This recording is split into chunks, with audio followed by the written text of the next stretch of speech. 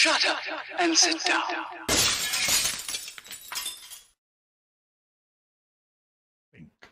There you go. Yes, that's it. Oh, we're actually on air.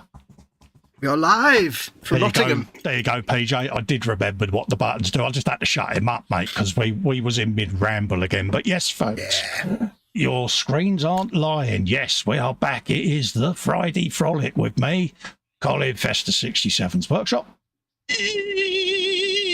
And him, the GNU Fox, the model making guru. Myself. Yes, folks. Hello, everyone. Yes, sorry about our little absence, but we have to recharge every now and then, so I hope you understand that, and it will be a thing going forward. The first week of each month, I'm going to have a long weekend because I need to now. I've got to make adjustments in real life, and that's one of them. So don't panic when at the first week of the month you don't see my regular content going up. It's just I need to step away, recharge, and just look after my health a bit more, folks. Everybody gets a day off every now and then. Absolutely. And my co-host, this one, and Dave will rigidly make sure I stick to it because, yeah.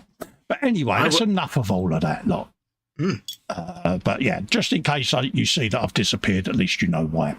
Don't forget, folks, if you'd like to help support this channel and keep the content coming and the channel alive, you can do so by heading down here into this corner, patreon.com/Festa67's workshop. Links are all in the chat up top, or you can click the join button just down there. And become a channel member. That gives you access to the Zoom 24/7 off-air hangout, folks. And also there's a little dollar sign just down in the bottom right of the chat there, little between the smiley face and the plus. That's a super chat button. If you press that and put in a super chat, you get your comment in a nice big box of colourful goodness, and you get a bit of on-screen air guitar. Down, down, down, down, down, down, down. Right on, Garth. And talking of the groovy gang, let's have a looky, Kins, who's in the chat. At the top, there's usual wall of text from me. That's all the different links for affiliates where you can go and save money on all your tabletop gaming needs, resin figures and things like that, as well as me Patreon link and also me Scale Mates, because I'm on Scale Mates, as is me stash. Hit me up on there as a mate.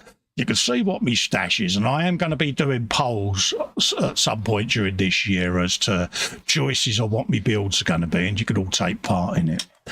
Next up, we got Sprue and Glue saying hello. He says, hello, Colin Fox, and all in chat. We'll be watching on the telly, as always. Big telly, big telly. Look at that massive hand. Big hand, big hand. Pointing finger. Of shame. We've then got Guru saying good evening, Parps Squiddles. There you go. LWM Modelling is in saying evening, everybody. Hello, LWM. Welcome. Hello. And they also say, been binge watching both your videos. He says, just got back into modelling, having given up drone flying due to health issues. Sorry to hear that, mate, but yeah, you're in a good group of people. We've all got different ailments and things like that in here, so feel free, shoot the breeze, mate, and we all help each other get through real life, as we call it. New Ferris Railroad is in, says I, folks. Hello, Ferris, how you doing, mate? Or Fenris, even. Hello, Ferris. What on about Ferris? That's wheel, isn't it? PJ's in. He says, welcome back, Cole. He says, hope you remember what all the buttons did. There were some that I'd forgotten, mate. He says, hi there, Guffon. Don't ask me what buttons do. I'm a stuffed toy. And Fox, buttons? What buttons? I think you got them two round the wrong way there, PJ. And everyone else in the chat. You calling me a stuffed toy? Yeah, you are, mate. Jeff Light is in. He says, evening, guys, and everyone in the chat. Hello, Jeff, and a big hug to the lovely Maggie. There you go. He also says, audio video is as good as usual. PJ says, hi to Jeff Light. Get your quote ready. LWM Modelling says, that's the good thing about the hobby. You can just put the lid on the glue or walk away. Easier said than done, but it is possible. Absolutely, mate. John Christmas is in. Says hi, guys. Hello, John. How you doing, mate? Our very own model making a Carl Sagan is in. Yes, folks. He says, hi, Festa Fox. PJ, Jeff, Fenris, LWM, Dave, and all in chat. The laws of physics suffice without supernatural intervention. There you go. Carl Sagan for you. All that build-up, that was it. I was expecting a biblical I can do another one if you want. Yeah, do another one, because we haven't seen Jeff for a little while. I want him to feel all loved up. The Earth is the shore of the cosmic ocean. Recently, we've waded a little way out, and the water seems inviting. That was from memory. There you go, mate. There you go. Happy day. See, I'm made up now. As is Jeff, because he's had a double cold sleep. Yeah. PJ says evening to Jeff. He says he's doing well. Hoping the same for you. Stunning work on the Alfa Romeo. Yes, I saw that, mate. It's looking mint. I like the plain one as well he's done. Yeah, it's looking good. Or as I called it when I was a kid, the Alfa Romeo. Jamie Bone is in, says hi everyone. Hello, Jamie. Jamie. How you doing, mate? Fenris says doing good, Festa. And are those Skaven? I think they are, mate. Got some cheese boys on the go. Yeah. Jeff Light says I Snowy. PJ says doing good, thanks, Jeff. And yes, the Alpha turned out okay. Okay, I'll give you okay. Right. So anyway, how's you and our Spot? How's my mum doing? I'm fine. You don't care about me. Mama Wolf is fine, thank you very much. She's downstairs with her iPad and the telly box as usual. Lovely, She's jubbly. happy as Larry, watching the same video on Facebook over and over again, and angry American reaction videos, whilst also listening to some weird crime procedural series on ITV3 that insists on doing split screens all the time, which looks terrible. Oh, different. I think it's called Trial and Retribution. It's like, oh, really? Oh, it's terrible. Don't forget, folks, as well, belly, bench, beverage, and biscuits. What's on the belly? What's in the on the bench? What's in the belly? What is your beverage of choice? And what biscuits, if any, are you having? There you go. To quote the film, what's in the bag? Yeah, mine's a cup of rosy, a bottle of orange. Ooh. I've had a couple of bickies, and I've got fish and chips later. Yep. I had fish and chips for dinner because it's Friday. It's the law. I've got water because I've just finished my cup of coffee. Yeah. Biscuits, none, and bench is Skaven. You go. LWN's currently doing a Revell 1700 scale Titanic. A lovely kit, but lots of fiddly bits. Jamie says, I'm doing okay. I've been busy with work and personal things. That, my friend, is real life, mate. It kind of, takes priority, doesn't it? Yeah. What are you up to tonight then, Gaze? I think you might have just said, but I ain't forgetful. I am, I started build. I'm going through my stash of boxes that I need. I've got so many boxes piled up of things I haven't built, so I'm trying to do like you. I'm trying to clear out all the boxes. So I started building my Skaven Vanguard. Oh, nice one. So I've built the 20 cheese boys. Yeah. And now I've got to build 3 Storm Fiends. I've built the Grey Seer, and I've got the... Oh, you got big catapult, gunness of goodness and all of that. Yeah. Lot. I don't actually know anything about Skaven, but I got this because I really fancied doing Skaven for a while. And I'm like, I really want to I know they make paint. It's called Blight Dinge. See what I did? I see what we did there. That is it. Skaven Blight is one of their home cities, places. So I did a paint reference. See, Grey Seer. You see Grey Seer, the spray? That's a Grey Seer. Storm Fiend. Great. You see? There you go. Candy Graham from Mongo's put in a $5 super chat. He said, is this the super chat button? The only way to be sure is to click it, I guess. Thank you very, very kindly, Jeff. You'll be getting your on-screen air guitar imminently, mate. YouTube is about 45 seconds to a minute behind at the moment, for some reason. I think what he actually said was, is this the super chat button? The only way to be sure is to click it, I guess. Do you know, that was really good. I'm impressed with that. Because it was $5, I'll give him a bonus lava tubes. There you go. There's your air guitar. You always get a bonus lava tubes. So, folks, what am I up to, I hear you ask? What are you up to, Colin? Doing How are you? Trio. How's my mum? What are you doing? My mum's all right, mate. She's, I don't know how to say it. She's a little bit... Is she shouting at people? I don't know. She's a little bit odd at the moment, bless her. I still don't think she's 100%, but that's all I'll say on air. Yeah. But, she could be better. Let's just leave it at that. I'm doing a trio of bikes at the moment, starting with the Suzuki RGB 500 Team Galena. I'll get the other 2 out that I'm doing, and then I'll tell you the story behind this. It looks like it went under a very low bridge. Yeah. Bear with me, because I am good up reaching for things, so it could go well for while me. you're doing that, New Fenris Railroad says belly was potato salad and Mountain Dew. Ooh. Oh, nice one. What flavour Mountain Dew? And Jamie Bowen says Bench's Airfix 148 gannet belly, fish finger, and mashed potato sandwich. Ooh, hello. Oh, nice. Then I'm going to be doing a Repsol Honda NSR 500. Mm-hmm. And then the Panigale. Panigale. And what these are going to be is that's Graziano Rossi, Valentino Rossi's dad. Mm-hmm. That's then going to be done as the Nastro Azura Honda Valentino Road. Then this will be done as Luca Marini's Grazie Valet bike when Valentino Rossi retired. So you've got father, son, stepbrother. Father, Son, and Holy Ghost. Yeah, so that's the story behind them, and then they'll all go in my little diorama, be photographed, and then put on a shelf and forgotten. Cool. So that's what I'm up to. Did you like all my positive listening noises, like I knew what anything you were talking about? Yeah, it sounds good, mate. I'm not Good. I was like, impressed. yes, excellent. I didn't know. So that's what I'm up to. I've had these three bikes out since Christmas on the side here, and yeah. So if I don't build them, then they're not going to get built, are they? And I need to binge build everything, get it all done. Yeah, I went Dad's army on them then. PJ says, belly, chicken vindaloo with garlic naan. Bench is the 1/9 MFH Bruff Superior SS 1100 motorcycle. And it's a beautiful kit, and it gives me a chance to go rough. Beverage Brewdog Lost Lager. Yeah. Slumming it on Lager Pop tonight. He's not wrong. He'll be on Alco Pops next. He'll be drinking Dogger Two Head and all of that lot. He'll be sitting there going, lager, lager, lager, fighting. Yeah. Yeah, he's there. He's got a hoodie on. He's got his baseball cap on at a jaunty sideways angle, and he's going, yeah, got me lager in it. In it. I was going to say, in it. Was Twix. Yeah. LWM belly equals chicken, balti and rice, homemade, happy days. Bench already said bevies a cup of tea. Nice one, mate. What brand of tea, mate? Because his lordship, him. Ooh. Yeah, he'll what brand of tea?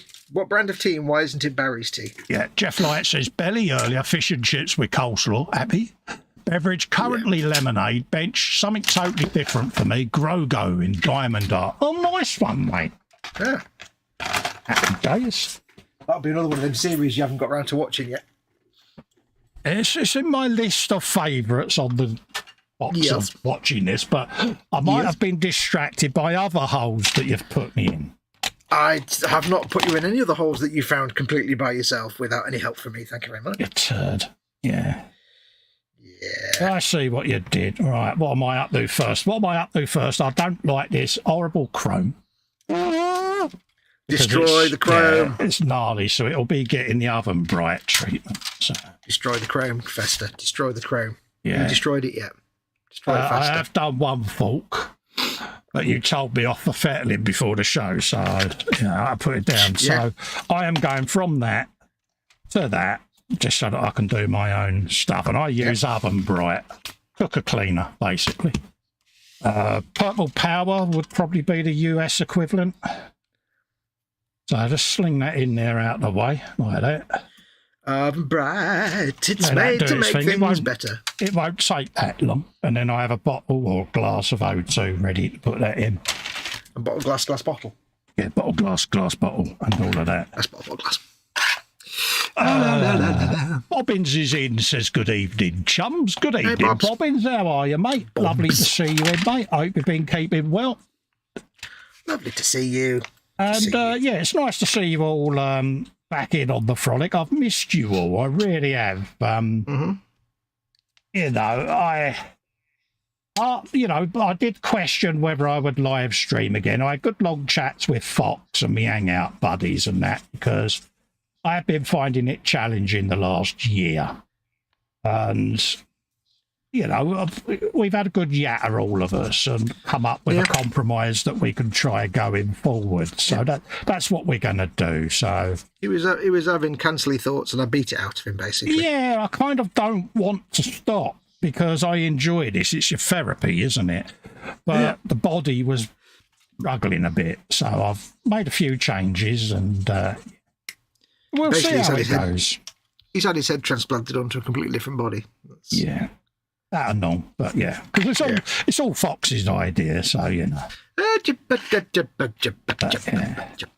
We'll see how we go and go from there. But many thanks to each and every one of you that took the time out to send me a message.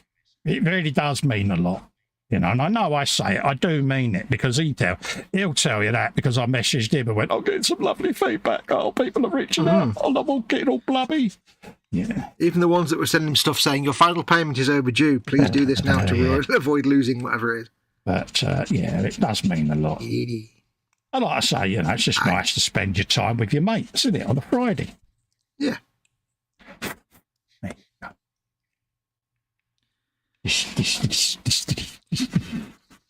If we weren't so old, and if we weren't rubbish, and if we didn't live 300 miles apart, and if we both drank, we'd be in the pub having a beer. So this is the today equivalent. A night out with two teetotalers. That'd be fun, wouldn't it? Hey, you should see what this teetotaler can get up to. I can get up some really dumb stuff, you know. Happy birthday. Yeah, so that's been nice. And it's one of those, you know. I mean, the wife was like, it got to Wednesday last week, and she just came in, you know, and stood there, cup of tea. Yeah, all right, love. Fold it in, stood there. Said, what's up? She said, you really need to get back doing your live streaming, mate. I said, why is that? She said, because you got that face of a dog that's owner's not come back home with its treats. I went, oh, thanks a bloody lot. She went, no. She said, come on, you know, it's what you do. It's what you enjoy. See, the advantage you've got, of course, is that if you ever think about jacking it in, H will always be there to convince you out of it.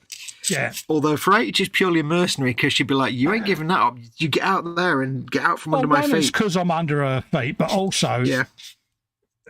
She set this room up or persuaded me to get back into the hobby as a way of therapy. When that's out of the loop, what else have you got? You know what I mean? And so, But most importantly, you'd be out from under her feet. So. That's pretty much it. That is the important one. Let's mince no words here, Bones. So we'll keep going as long as we can. Yeah. End of the day, you just do what makes you happy. Well, exactly. At the end of the day, you can only do what you can do, can't you?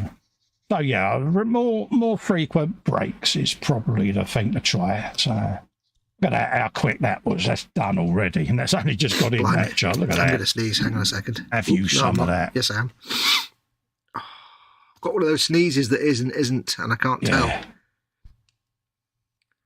And if I mute the microphone, it won't happen. And if I don't mute the microphone, it'll happen. So I apologise in advance. Exactly. What have we got? Williams in, Dorkosaurus saying hello. Hello, mate. Peaches is in. Hello. It's okay, Fox. I will take the blame for Cole going down the hunting game. Oh, good man. Yep. Bobbin's spicy Korean chicken fillets.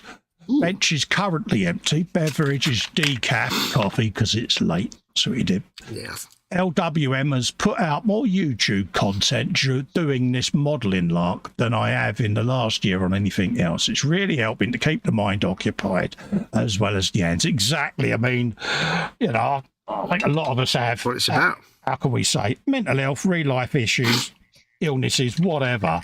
This is our therapy. It certainly is mine. Without it, It's, I think a lot of us use it for that reason, so I get that, mate.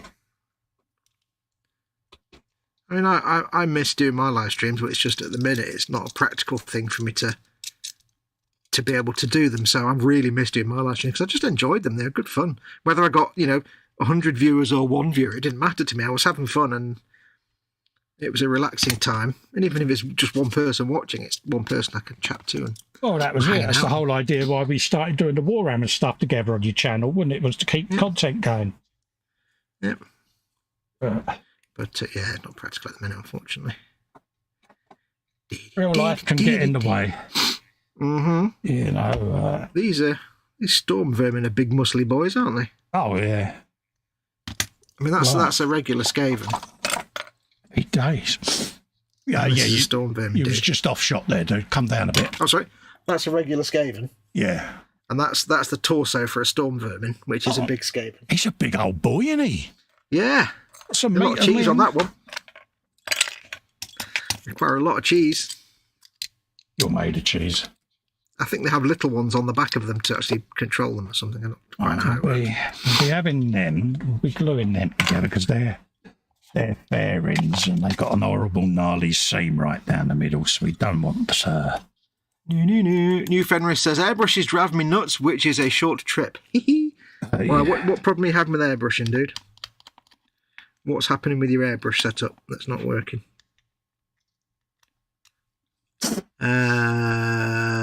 New Fenris says that's how Dragon Lover 68, Connie and I started. Oh, right, yeah.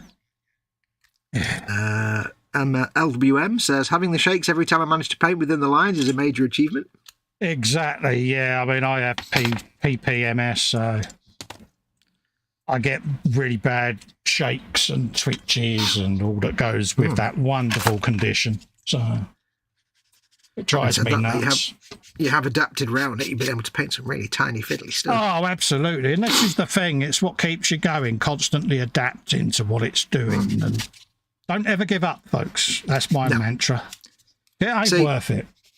If you ever want proof that Festa is stubborn, he gets the shakes, but he also likes painting orcs, which is checkers all the way. Exactly. So. Well, you've got to keep yourself challenged, haven't you? Yeah, I'm going to put my camera back a bit, maybe. That's how I see it. Yeah. Good, better, best, folks. Mm-hmm.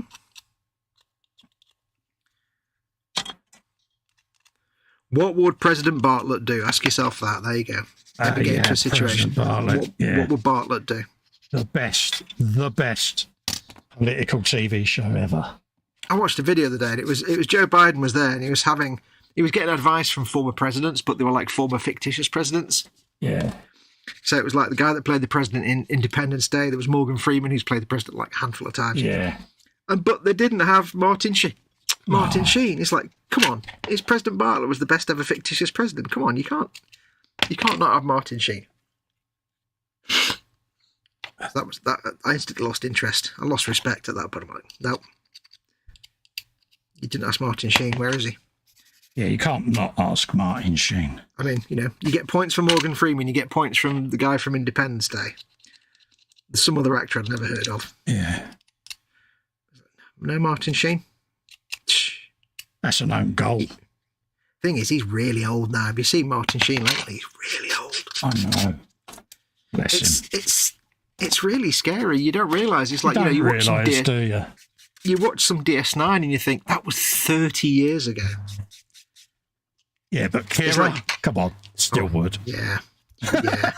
I'm sorry, but still it's would. Like DS9 to now is like original Star Trek to like DS9. Yeah. That's how old DS9 is. It's like, good God, you think about it, you go, oh. Yeah. Kira was mentioned. Mm-hmm. Kira. That's why Festa stopped listening at that point. He just mentioned Kira and then sort of gave himself a blue screen of death. I did. Overflow error. Oh yeah, tilt, mate. Memory dump. Ew. Yeah, Control Alt Delete. TMI.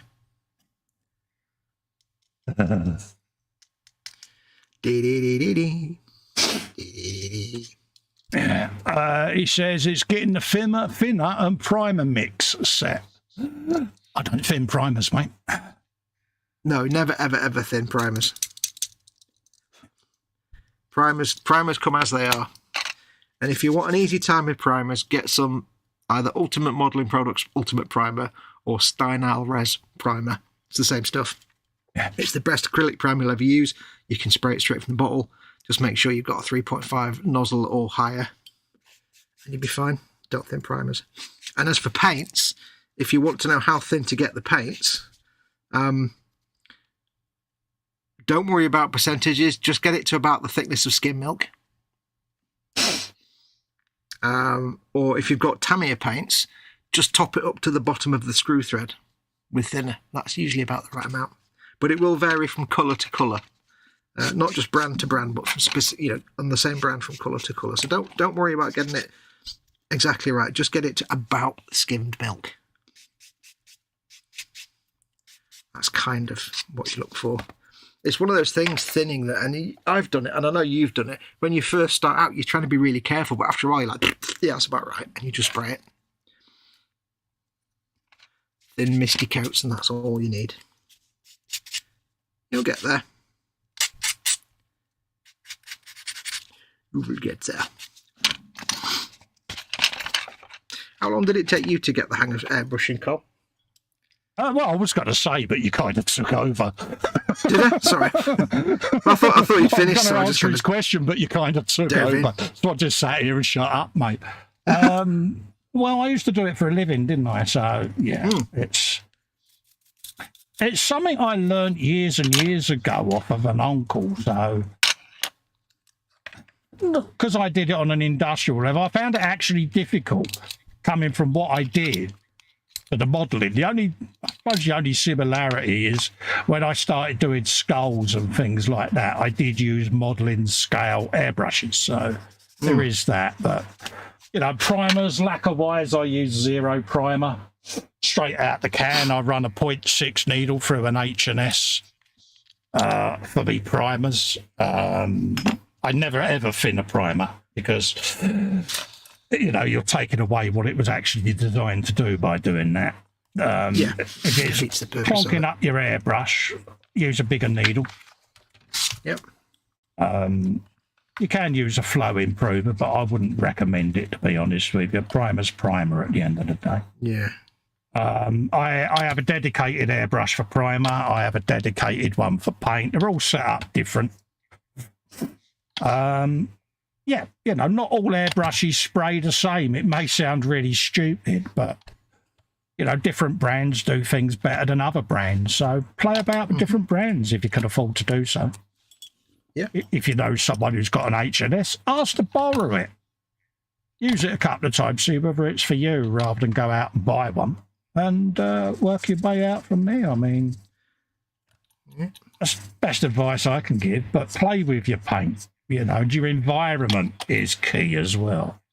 Because, if you're on a freezing cold day or whatever, or to the opposite, in a boiling hot room, you're going to have paint problems. So you try and moderate your temperature and your environment as best you can. Mm-hmm. But certainly don't thin your primers, no. No. A lot of people make that mistake of they treat the primer like a paint. It's like, no, the primer's job is to etch into the paint or mechanically bind to it or surround it and give you something to grip onto. It's not a paint, whereas a paint is just a pretty colour. Yeah, I warm my primer up before I use it. I have next to me, it's actually on at the moment. I have a booth next to me. I'll just spin my camera around. In there, in that booth, is the Mercedes I painted yesterday. But also, if you notice, there's some bottles of paint in there. Because they're the paints that I'm going to be using to spray the body shell. So I'm warming that up. Because I'm going to be using that tomorrow. So I always warm my paints up before I use them. For me, it just seems to make them flow a bit better. Yeah. If you haven't got something like that, that's an old cake tub with a heater in it. But, something I made myself. But if you haven't got anything like that, bung them in the airing cupboard or boil a cup of water or a kettle, pour it in a bowl, let it get a bit tepid, just bung your paint in there. Let it warm up a bit. He says he had Style Res Pram, but it had clogs on the Evolution. Anything thick like that you're spraying, those kind of primers you want to get to about 20 psi or thereabouts, not like your normal 15. But it will. You do have to go in every like 5 minutes with, say, a cotton bud dipped in alcohol or just an alcohol wipe and just very gently clean off the needle. Yeah, I have a brush in a jar next to me on the spray booth, and I just brush the end of the needle. But tip dry is common. Yeah. I mean, you get that with any paint, especially with primers because they're thicker. Yeah. So don't worry about that. If you just do a little spraying, wipe it off with the brush or the cotton bud, whatever, just a bit of alcohol because you can use neat alcohol on your tips. What size needle are you using? That's the main thing I'm interested in. He says it's a 0.4 Squidmar. It's a Squidmar's 0.40 watt evolution. Oh, right. See, I'm on a 0.35 Neo, and that I don't get any problems with the primers. It's just I quite have to wipe the needle every now and then. So yeah, I mean, I because obviously I use quite a gloopy lacquer primer. I've gone up to a 0.6 on the H&S, and that's all that brush gets used for is priming. Yeah. Which is a waste of an H&S, but it's the needle set I had at the time was the H&S one, so why buy another set? I mean, if you could be using a white primer, I suppose, couldn't you? Which is going to be horrible. Yeah, white primer is always a bit more pigmenty and shorty. Yeah. Just how it is, mate. White paint and primer, if you can avoid it, avoid it. I tend to use grey primers, pink primers, but rarely white. 49. Where's 49?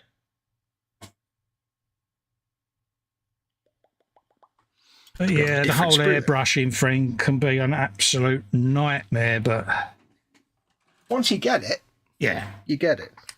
But certainly have a look at your environment. If you're having trouble with the Steiner resin, a lot of people do have trouble with that particular paint, then try a different primer. Try a UMP, or if you're using lacquers, try a Zero primer. Yeah. I mean, if it's drying out in seconds, it could just be that you're spraying at far too high a pressure. Yeah, it's drying out before it hits the model, Yeah, I've seen people trying to spray primers at like 50 PSI, and it's like, it's like, that's like 3 times too many PSIs. Yeah, 50 PSI and 6 foot from the model. 50 PSI is like you're inflating a car tyre at that rate, right? Yeah. There's no hard and fast because every airbrush hose and compressor and airbrush is different. But as a rough finger in the air rule of thumb, most acrylic paints you're spraying between 12 and 17 PSI, something like that. Yeah. Thick paints like primer or thick primers, probably 20 to 25 PSI at the most. Yeah. But do make sure the way you're spraying isn't really, really warm. If it's a back bedroom and the central heating, so it's nice and warm, open the window, just let it cool down a little bit. Yeah. Because if it's drying on the tip, it means it's drying out before it's got anywhere near the air flying through the air. So it's either too high pressure or it's too warm. It's just cool things down a bit. Anyone in the chat have any suggestions? Ways. I'm looking at the chat now, and I'm seeing a lot of airbrush users are in the chat. Any of you folks have any tips? Because it's not just our tips. We've all got different ways of doing things. Anyone got any? Workshop misnumbered these parts. Always more than one way to skin a cat. Oh yeah. Have you misnumbered these parts, Games Workshop? Am I going to have to say a rude word at you? It's always their fault, isn't it? Bless you. Is that sprue D, first of all? 5 to 1 on you've picked the wrong part up. Oh, probably the wrong sprue. Right, I'm supposed to have, what is it? What do I need? D49, okay. That is sprue unlettered. Excellent. Oh, lovely. Just what you want. Yeah, the sprues don't actually have D letter names. 46, 48, 50. Excuse me.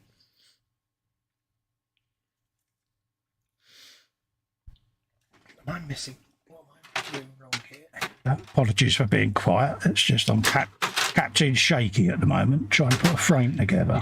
You got his tongue sticking out, trying to stick little bits together. Yeah.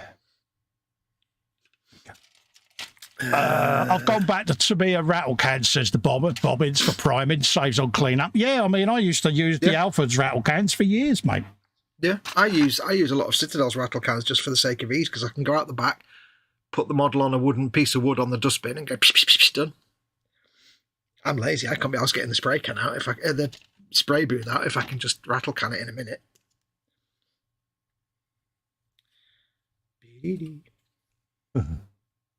I am the king of laziness, though. I had noticed. Right, Storm Fiends. Let's get that on there. First things first, put that over there. PJ says, if the paint is drying as it hits the part, maybe move the airbrush closer. Yeah, I think he's a bit too far away. But, Yeah, could be that as well, yeah. You know, it is one of them, you know, it's a fine art to get used to. It's a steep learning curve, but once you hit that sweet spot, you'll be fine. Mm-hmm.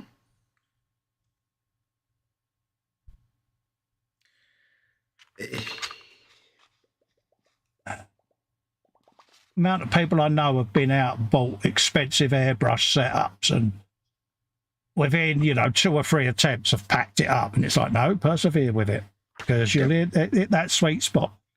What works for me in my environment probably wouldn't work for you in yours because it's 2 different environments. Yeah.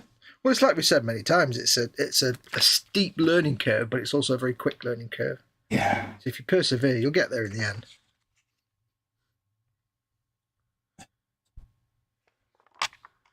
Wait a minute, which one am I mean, when the heat wave hit the other year, you know, none of us were spraying because we all knew immediately that it would be an uphill struggle.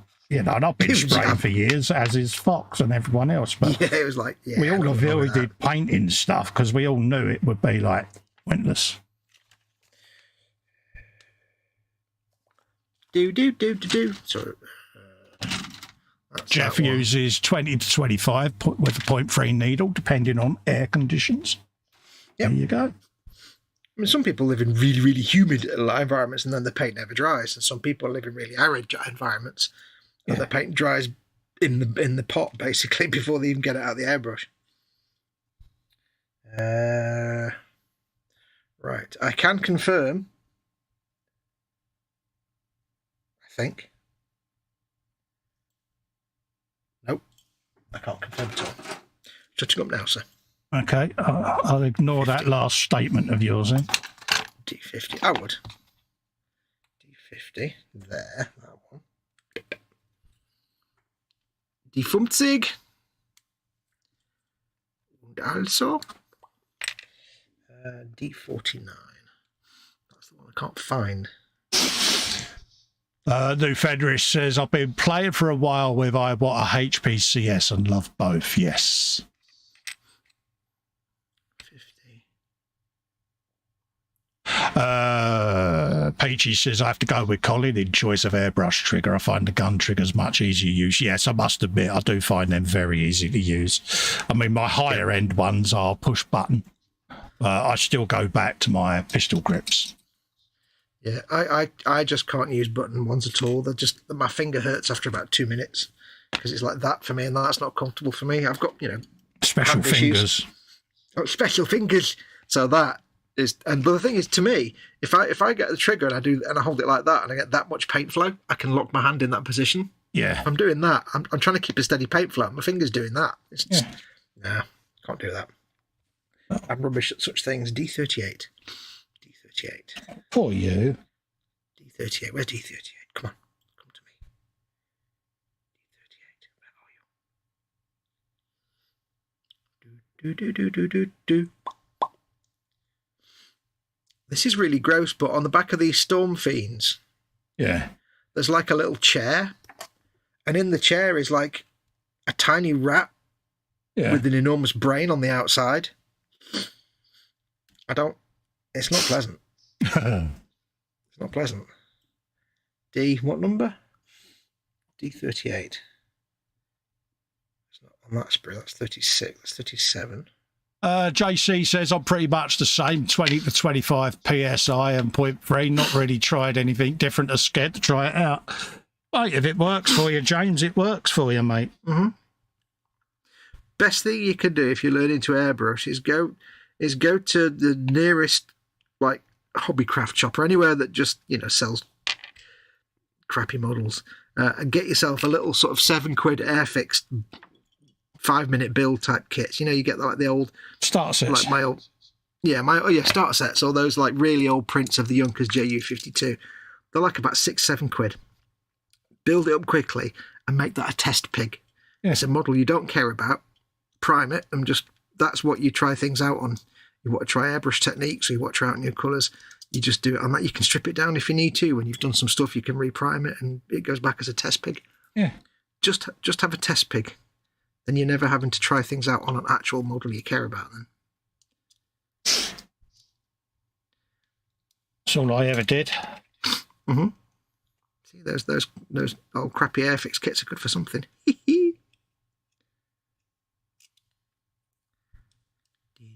Although I have to admit, that Junkers JU52 that I had, the £7 one, it was so bad, I couldn't even face using it as a test pick. I'm like, that's just going in the bin. Really? It was a proper minging, was it? It was that offensive to me that I just had to put it straight in the bin. After taking out anything that might be a useful greeble.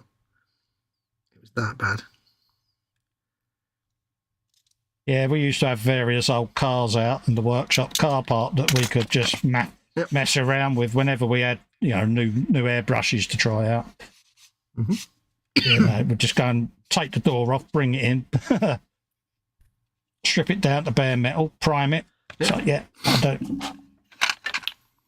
Funny thing is, right, when we used to do like car work and detailing and stuff, we used to do spraying, we used to have these like DeVille spray guns. Yeah. Which were really, really nice.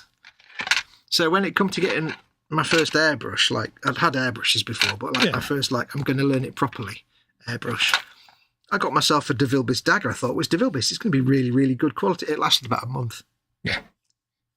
And I'm like, really? It's of all the airbrushes I've had, it's been the least reliable brush ever. Oh, yeah. I was like, really? That's quite surprising, seeing as they make good spray guns. Other used to get it quite a bit. Different companies coming round wanting you to switch to their stuff, and you know, you'd think, well, they're a reputable company. You would try the product, and you think, oh no, definitely not for me. That you just couldn't, no matter how hard you tried, you couldn't get on with it. And it's like, nah. The funniest thing, because we used to run like a detailing operation that was also a retail operation, so we sold detailing products. Oh right, yeah. It was so funny because we had a real good relationship with the Auto Glim guy. Yeah. But it's like, he knew that what he was selling was terrible. Oh, right, yeah. And because like when you sell proper detailing products, Auto Glim is like, no. The only reason you stock Auto Glim is because there's like old blokes out there with flat caps and driving gloves that polish their car once a week with a bottle of Auto Glim. And they have done since 1976. And that's the only reason you stock it, because it's all just... I've used it since I was a lad, and I'm going to carry on using it. Yep. And it's like so that's the only reason we stock stuff like that and Turtle Wax. And it's like, he used to come around, the sales rep would come and he'd be like, no point is it? He just came around for a cup of tea and he's like, do you want the latest stock? Yeah, go on then. Because he says to us, there's no point me trying to say, because you know it's crap. Well, you know it's crap. And I know it's crap. But you know there's people that buy it. We're like, yeah. It's quite funny. He knew his market.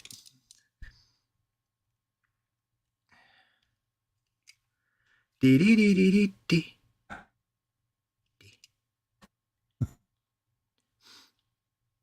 Right. Happy days. Other paint products are available, of course. Yeah. Yeah, we used to get quite a bit of that, you know. Yeah, especially if new ranges were coming out, you'd get the reps coming round. That's my instructions. Yeah, no worries. Just go off and do what you got to do, mate. Well, I've lost my train of thought now. Yeah, we used to get a lot of the reps coming round, you know, switch to our stuff, and you're like, send us some samples and we'll have a go. But a lot of it, we just used to give away to other people, to be honest with you. You stick to what you like, don't you? You know, some people swear by one brand of airbrush.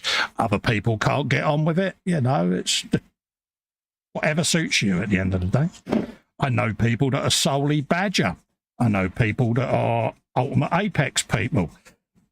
Other people, how.to. you know, H&S, you know, people swear by it. It's what suits you. I'm kind of lucky over the years. I've got a bit of everything over the years. So different airbrushes are used for different purposes, but they're all good at whatever they're good at, is my motto. For me, a lot of it's environment. I mean, this room is very, very warm because I've got a tropical fish tank just to my right. I've got my central heating boiler to my left. I've got a computer server in here. So it's quite a warm environment all year round. So the only time I have issues is the height of summer. If we get a heat wave, then obviously I have the door wide open and Ray just outside there. But probably a couple of weeks of the year I don't paint anything when it gets too hot and muggy, because you're going to be up against it, ain't you? That's the time of year when you get out and rattle can or prime all your Warhammer stuff, see, and get that all done. Because you just stand outside with a rattle can all day long, so... PJ says, for Tamir, Mr. Hobby and AK, and I usually push them through my iBot or HPC at 8 to 10 PSI. Yeah, it's a good thing. 15 to 20 PSI for Zero and Pro Scale 2K clear, yeah. Yeah, it's very rare that I go above 20 PSI. It's very rare. Be honest with you.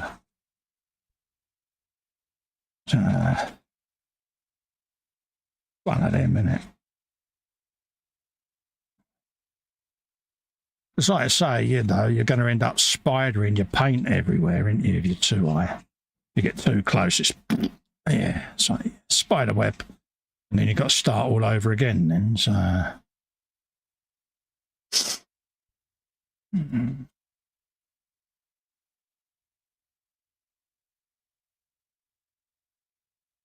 Something remarkably therapeutic I find about cleaning my airbrushes, though.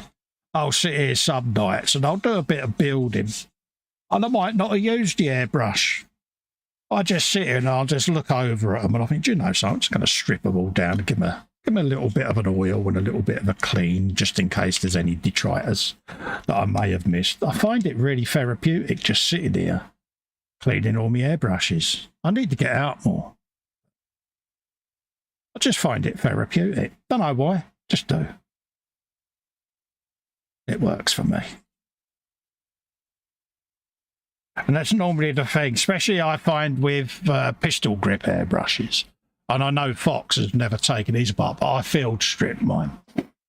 You know, and a lot of people are worried about doing it with these ones. But yeah, I'm going to do a little video on it, on field stripping these, just so that anyone that might have one will feel comfortable doing it. So I will do that, because I have been asked by Fox to film. So I shall do one.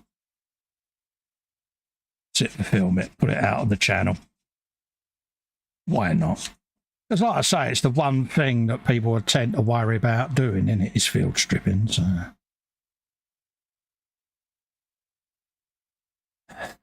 don't have to do it often. I just, force of habit, I tend to just take them apart, clean them all, which is force of habit with me, but like I say, you don't have to. It gives you an understanding of how your airbrush works at the end of the day, so there you go. Get rid of all the gump off of that.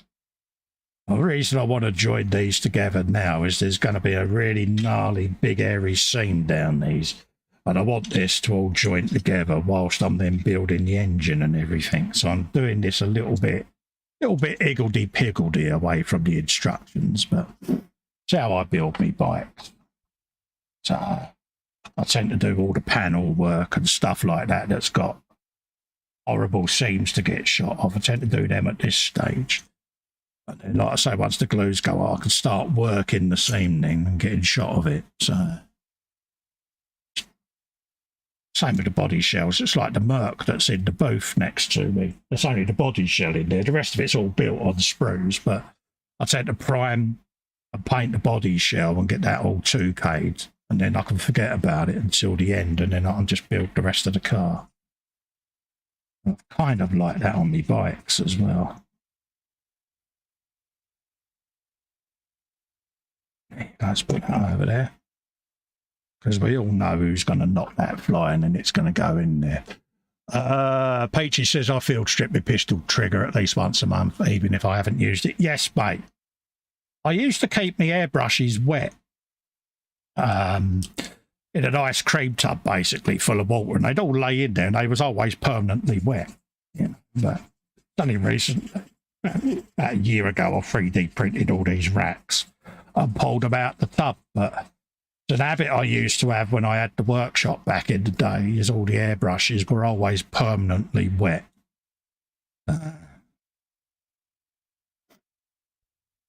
Just a personal preference, but let's get this together. Loads of glue I want on this on each side, because I want this to squeeze out, try to fill any imperfections in the joint.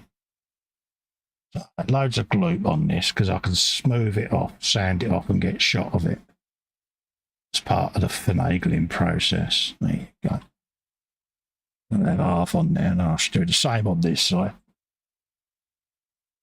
Blob on there and then it'll just ooze out then.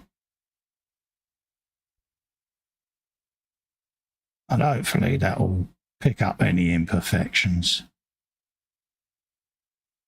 There you go.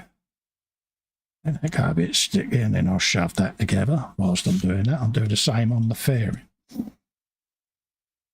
It's quite an old kit, this one. It feels old anyway. It's, I don't know, the plastic just feels a little bit different. Not sure what year it was, this kit, but it certainly feels, the plastic don't feel like a modern to me a kit does. It's got that old plastic feel about it. Let's just slap that around there. Then I'll have a look at the chat in a sec, see what you're all up to. But, you know, do any of you prefer brush painting then to airbrushing? Jeff Light says, I use sheets of plastic card, which I later use for basing my little wargaming figures. LWM says, a bit like driving an automatic car and then getting into a manual. Trigger or push button is personal preference. Exactly, mate. Exactly. You know, so they've all got their uses at the end of the day. You know, I've got one airbrush that is set up for pre-shading, one's for primer.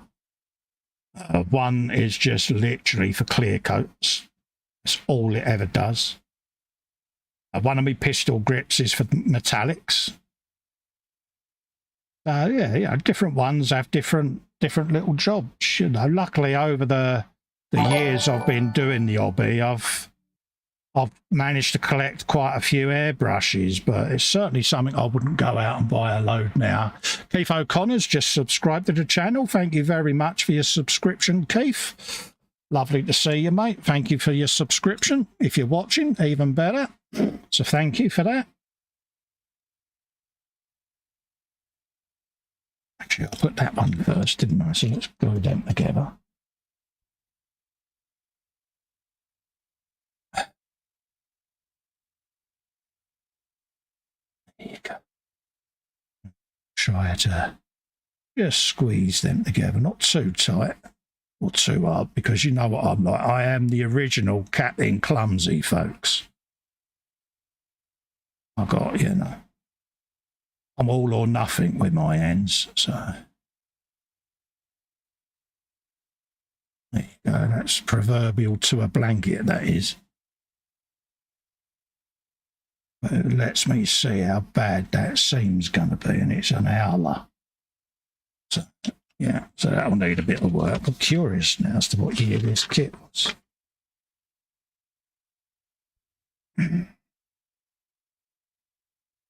Would it tell me on here what year it was?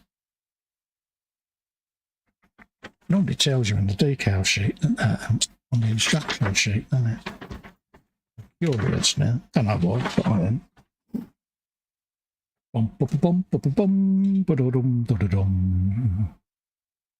Diddly squat. Can't see anything in there. No idea. Unless it's on the kit box itself. Oh, it's just got that old plastic feel. 1981. Here you go, folks. It's a 1981 kit. I was still at school when that was made. There you go.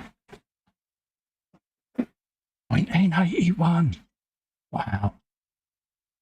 There you go. I had hair back in 1981. Yes. Yes, PJ, I did once have hair, mate. There you go. Just drop that in there. Start the bonding process. Come back at it and lose all of that. Oh, that's going to be fun, that one, isn't it? Look, stay at it. Oh, that's a proverbial blind cobbler's fun, that, isn't it? Really? Line that up. Looks all right.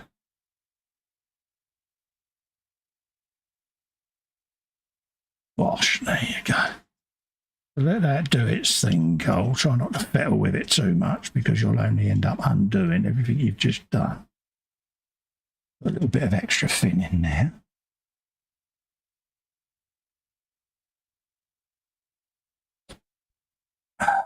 Really? Ignore my shakes, folks. There you go. I was still in nappies, says Scale Modelling Chaos. You can go off some people, folks, can't you? Still in. How old are you then, Paul? Still in nappies in 1981. Then gone. Getting ready to leave school. 82 I left school, so. Wow. It's funny, my two boys always do it. In the olden days, yeah. And I always remember Cal, bless him. I think he was about 7. He was like, "Here, Dad, during the war, were the bombs loud then?" I'm like, "How old do you think I am, you little toe rag?" Yeah. Bless him. My eldest, he's 30 this year. We are really winding him up about turning 30 and all. He ain't happy with me and his mum. We're proper mocking him now. It's like, yeah, really? It's like 30, mate. Life as you know, it's nearly over, son. PJ says, "Colin, here, pictures or it never happened." There's no pictures of me as a child, mate. My mum burnt them all, mate. I won't go into the reasons why, but... So there's pictures of me about as a child, mate.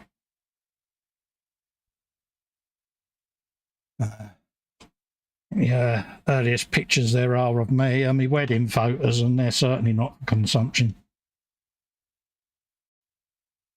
There you go. That's that all done. Soaked and cleaned. We're happy with that. So again, that'll have all of the, what's his name, release sanded off of that. No worries, mate. There you go.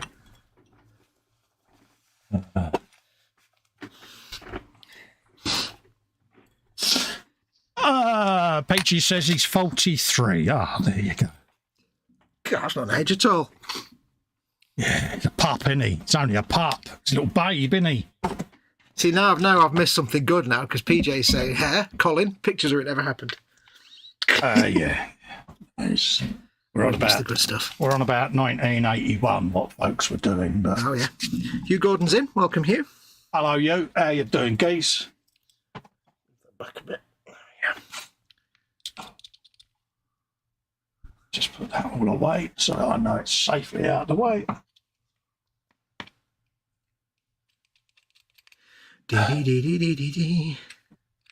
Looking forward to painting all these Skaven. Oh, there you go. I've done Skaven before. Might as well, whilst I'm doing that, might as well stand up for a bit. Right. So I've been good. See, I'm doing this on the told, PJ. I'm standing up as well, mate. So you're a good girl, aren't you? You're a good girl.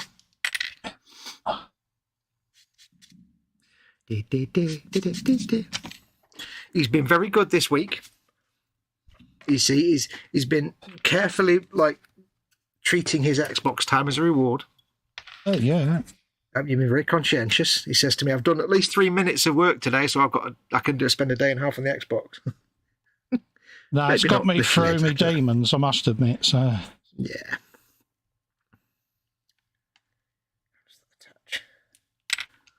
It does you good every now and then to lose yourself. Yes. Right, we can sand that off. Sand it. There you go.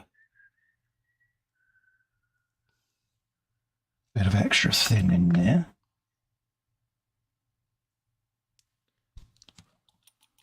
There you go.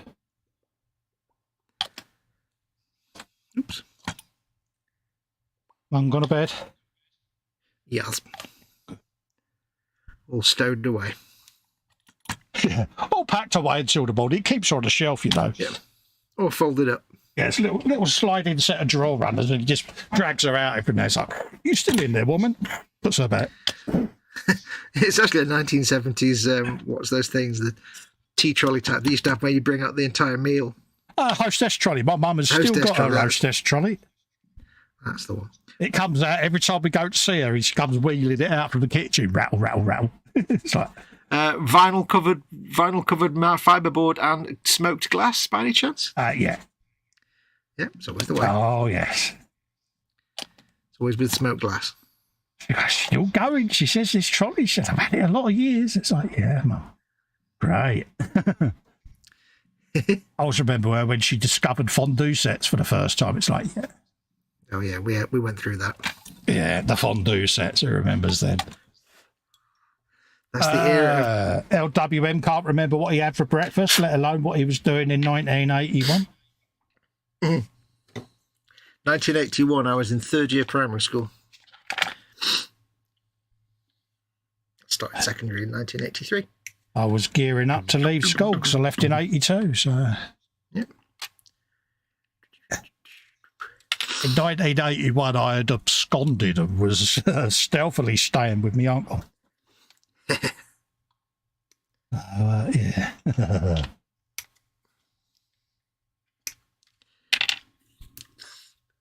I know exactly how long I've known my best mate because we actually met on the first day of school, or the second day of school, in the first year of secondary school. We were both in the same class. Yeah. We didn't obviously sit together. It was when we had our first music lesson. I think on the first day we had a music lesson. Yeah. Just that was on the schedule, and we sat next to each other. The little, you used to get the school desk where it was 2 desks. Yeah, I know the ones. Yeah. Yeah. So we sat on them together, and we've been best mates ever since. It's not often you can say that you know exactly when and where you met your best mate. I mean, literally, it was whatever, 10th of September 1983, behind the piano in the music class room. At my school, the desk still had an inkwell in it. Yes, so did ours. Ours did, but it was like the opening. Because we had to use the pens with a little lever on the side. Do you remember them? Yeah, we still have the inkwell hole, but we didn't quite have the actual inkwell technology. Yeah, we could only use fountain pens. At the time, and then biros were reluctantly allowed, and the inkwells got popped out of the desks, and wow, your grammar school was more archaic than our grammar school, and ours was pretty archaic. Well, you're talking about London. It wasn't exactly with the times, was it? No, I would have thought yours would have been a bit more advanced than ours. No. I mean, ours was so old it had a former rifle range. They were like very traditional, old school brick buildings, and the people in it were just as archaic. It was that was just how it was. It was almost like they were reluctant to modernise. Oh yeah, I mean ours was pretty much Nigel Molesworth, how to be top type stuff. It was literally that kind of 1950s. But our school was like, I think it'd been going for about 100 years when I went there, and you walk down the corridor and there's like bullet holes in one of the window frames. Yeah, because in the basement was an entire rifle range in the World War I. It was very archaic. You know, corporal punishment was still rife because, you know, it was still legal back then in schools. And you knew it. You know, if you got a shoe-in off the teacher, you knew you'd got a shoe-in, mate. Yeah. Did your teachers, being in grammar school, did they have the proper teacher's robe? Yeah. Like the black, yeah, like the proper, like, St. Custards type thing? Yeah, it would billow as they went round. Of course, it was like something out of Harry Potter, mate. It really was. Yeah.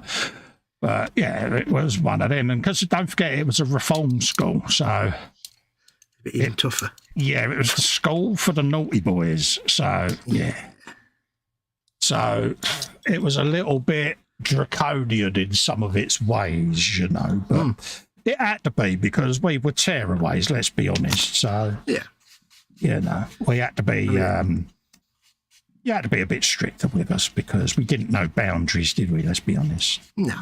I'm not proud of it, but I'm not ashamed of it either. It was of the time. No. It's just the way things happened. Yeah. It is funny for me that whenever I read the Nigel Molesworth stuff, because it really is, that's what my school was like. Yeah. Even down to the thoroughly hacked off looking school dog. Yeah, it was. I can remember the first time I got 6 of the best, you know what I mean? It was, yeah. Oh, yeah. I was never that naughty. Oh, yeah. But they would walk you from one lesson to the other and hand you over because if they didn't, you would just make a break for it. Yeah. You know, you'd be gone. You know, that was it. You know, it was off you'd go. Yeah. Then they'd come and find you. And you knew then once they got you back. Yeah, you. Yeah. But anyway. Get it now. Yeah. Yeah, I would say fond memories, but it makes you who you become. So the thing is like I hated every minute of my education at secondary school, but looking back on it, I was an idiot because it was actually good. It was actually pretty good, and it was 6 hours a day. Come on.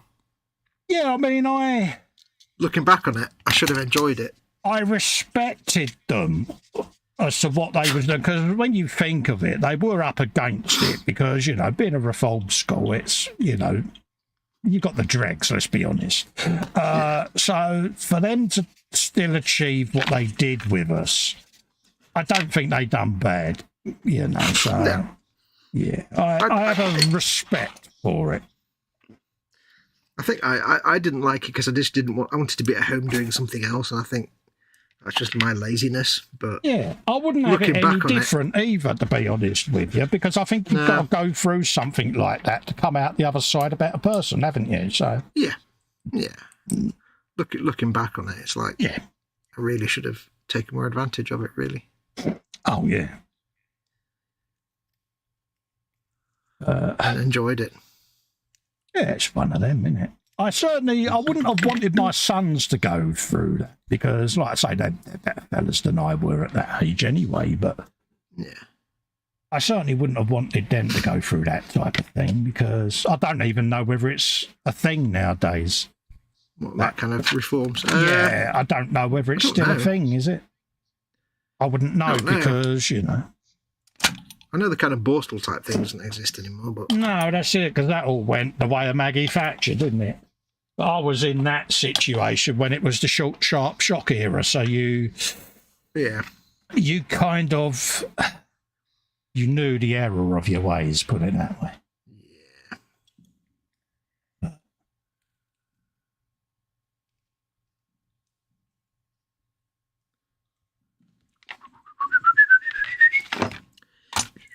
Start building that up over the surface bit by bit. That's all I do. I'll just use a bit of white cap and build that up layer by layer and lose the seam that way. They can go over White cap. What's that secret you're keeping? It's a bit of white cap. Oh, like a bit of gloopy glue. Gloopy glue. What we got?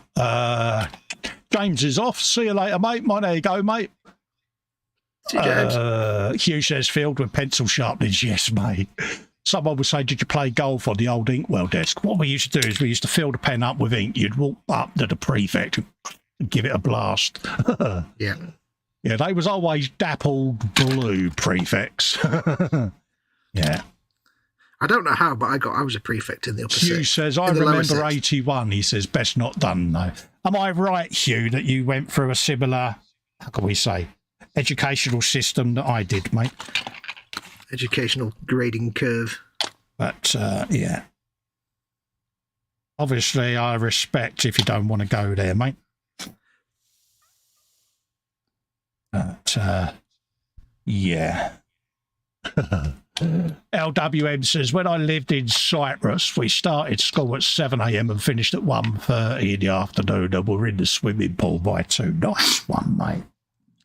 That's the funny thing I was thinking the other day. It's like, I used to hate being at schools. Oh, this time is wasted. I could be at home doing whatever it was I was going to do at home. And then it's only when, like, years later, I thought, do you know, now that I go to work, I get up at 7 in the morning and I don't get home till 7 at night. Those 6-hour days weren't that bad. Yeah. I'd be leaving school, whereas as an adult, I would just barely have my lunch. Yeah. I don't know. See, our schooling went on quite late because we stayed there. Oh, yeah. You know what I mean? So That was a boarding type school. Well, no, you was locked up, mate. I didn't want to say that live on air, mate, but thanks. But, yeah, it was reform school, Fox, you know. But, that's what I meant. You stayed there, you didn't. Yeah. No, it wasn't like boarding school, mate. Good God, no. But, yeah.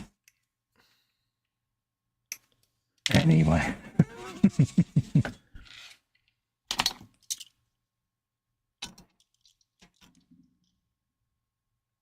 Hugh Gordon says, sort of Colin managed to leave a free man in 81. Oh, right, yeah. I totally understand, Hugh. I know where you're going, mate. Yeah. Do you think, though, out of interest, Hugh, do you think the system made you a better person, mate? Because, you've got to go through it to come out of it the better man, haven't you? Yeah, no, I certainly think it did with myself. I dread to think where I'd be now. Yeah. Something has to reel you in, doesn't it? It's always going to work for one and not for the other, isn't it? It's always going to Absolutely. Always be people who actually did the right thing. Yeah. Sort of, yeah. Bless you. But I don't think you're a bad person, Hugh. I've known you a few years, mate, and yeah, you're a decent chap. Right, so let's not mess around with the seams too much there and get on and How are you finding the seams on that? They're minging, mate. Look at that. See what you feel. I mean, look at that. Look, it sticks out like blind cobbler's thumb, doesn't it? Look at it. I can see that from here over a webcam and out of focus. I can see it. Yeah, it's pretty minging, but they'll come good. It's nothing. Go on. I was going to say, Jeff's been a member for 33 months, just popped up. 33 months, mate. Yeah. 33 months you've had to put up with me, Jeff. You need a medal, mate. That's almost like 3 kids. Bless you. Right. We can have a gnarly seam lines there. Yeah, How they old is the kit, though? 1981. That's why we're talking about 1981, mate. I thought there might be a connection. Yeah. Yeah, I would say pay attention, but you wasn't here at the time, so you can have that. Yay.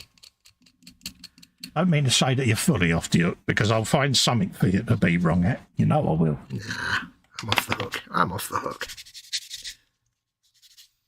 Still, we're doing well. We've been on an hour and 14 minutes, and we ain't had an argument yet, mate. So we're doing well. No, we need to work on that one, then, don't we? Yeah, we're obviously clearly ill, mate, ain't we? Tell you what, yes, we have. I see what you're doing there. I see what you're doing. Damn, it was an instant fail, that wasn't it? No, we haven't. Yes, we have. No, we haven't. Yes, we have. I'll tell you what we haven't done, though. What's that? Underneath the arm. Cheers. Free for pay. How many for a pound, Cole? Free. Yeah. How much do they cost? £1. Free for a saucepan lid. $8 for a pound or 4 for a fiver. You choose. Don't make me do maths. Yeah. It won't end well for me. Release your inner trigger. I've had the same broom for 15 years. 5 heads and 7 handles. I got a medal for saving council money. Yeah. Hello, Dave. My name ain't Dave. What's Dave then? A nickname? Oh, great. I watched a clip. I never used to like Fools and Horses, but I had to find the Triggers Broom clip there, and I happened across a clip where they're they're trying to reverse into a parking spot. Yeah. And Rodney's there, and he's trying to reverse in, and like Del Boy's trying to give him directions, and Trigger's giving him completely opposite, like go left turn, left turn, Yeah. right hand down, Dave. And then he gets in place, and after about a minute, they get in place, and they get out, and he's like, "You can't park there." What do you mean? He says, "You can't park there. It's within this much distance of a grit box," and then blah blah blah. Yeah. And he says, "Trigger," he says, "if I buy you a cup of tea and a bacon sandwich, will you look the other way?" And he says, "Are you trying to bribe me, Del Boy?" And he says, "Yeah." He goes, "Okay." Yeah, it sounds about right. Yeah, all right.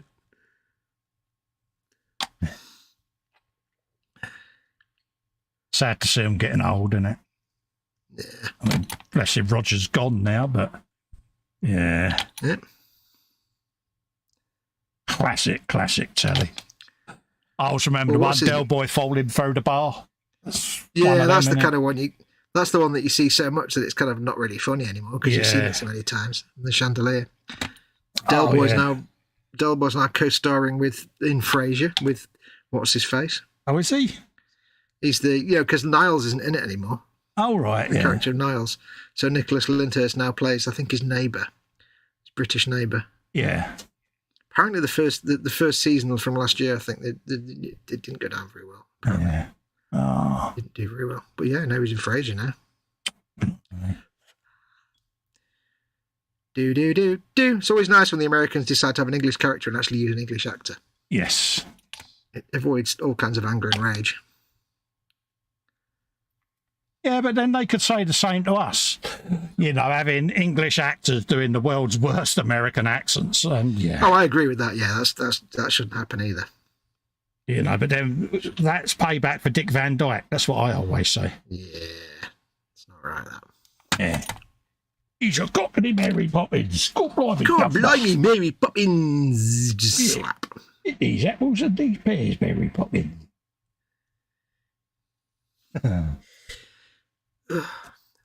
He did redeem himself with Diagnosis Murder, though, to be fair.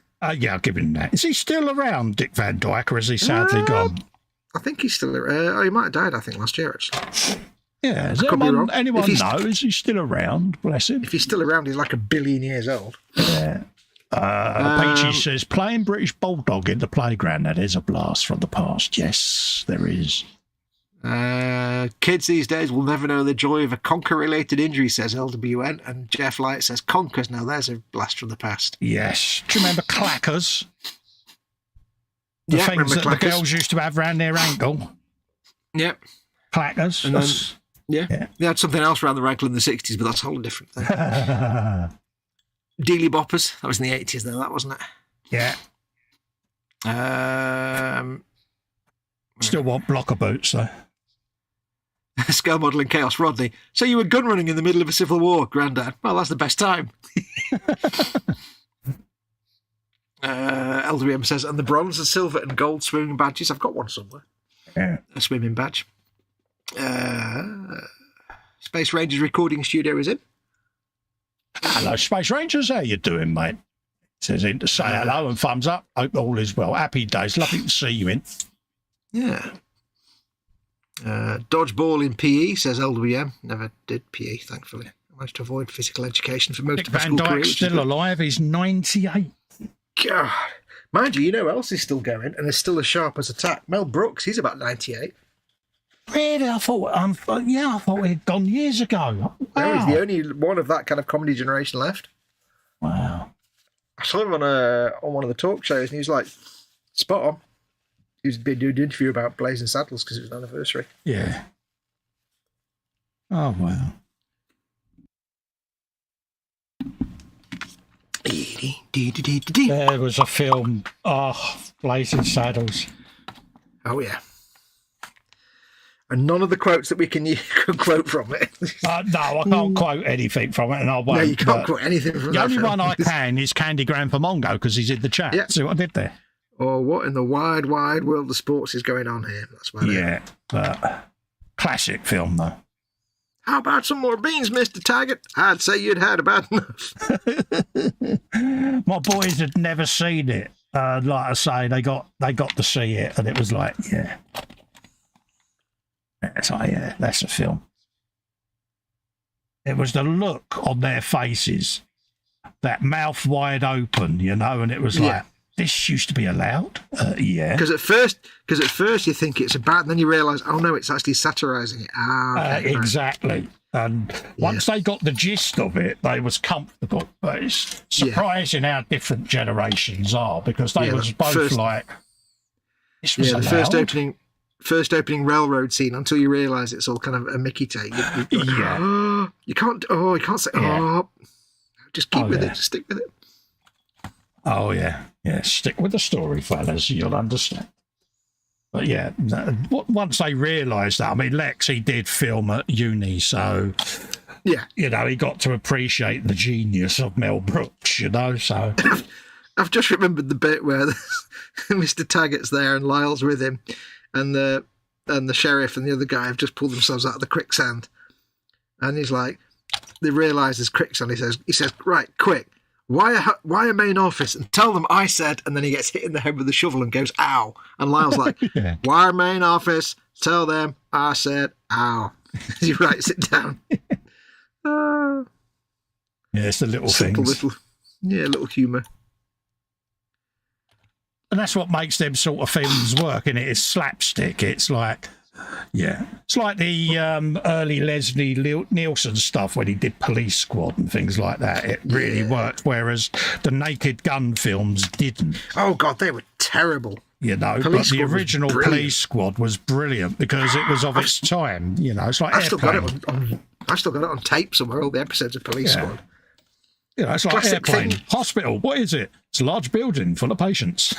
It's like the classic scene where there's like, first of all, he's sat on a bench outside a shop that's just called Military Millinery, which just by itself is hilarious.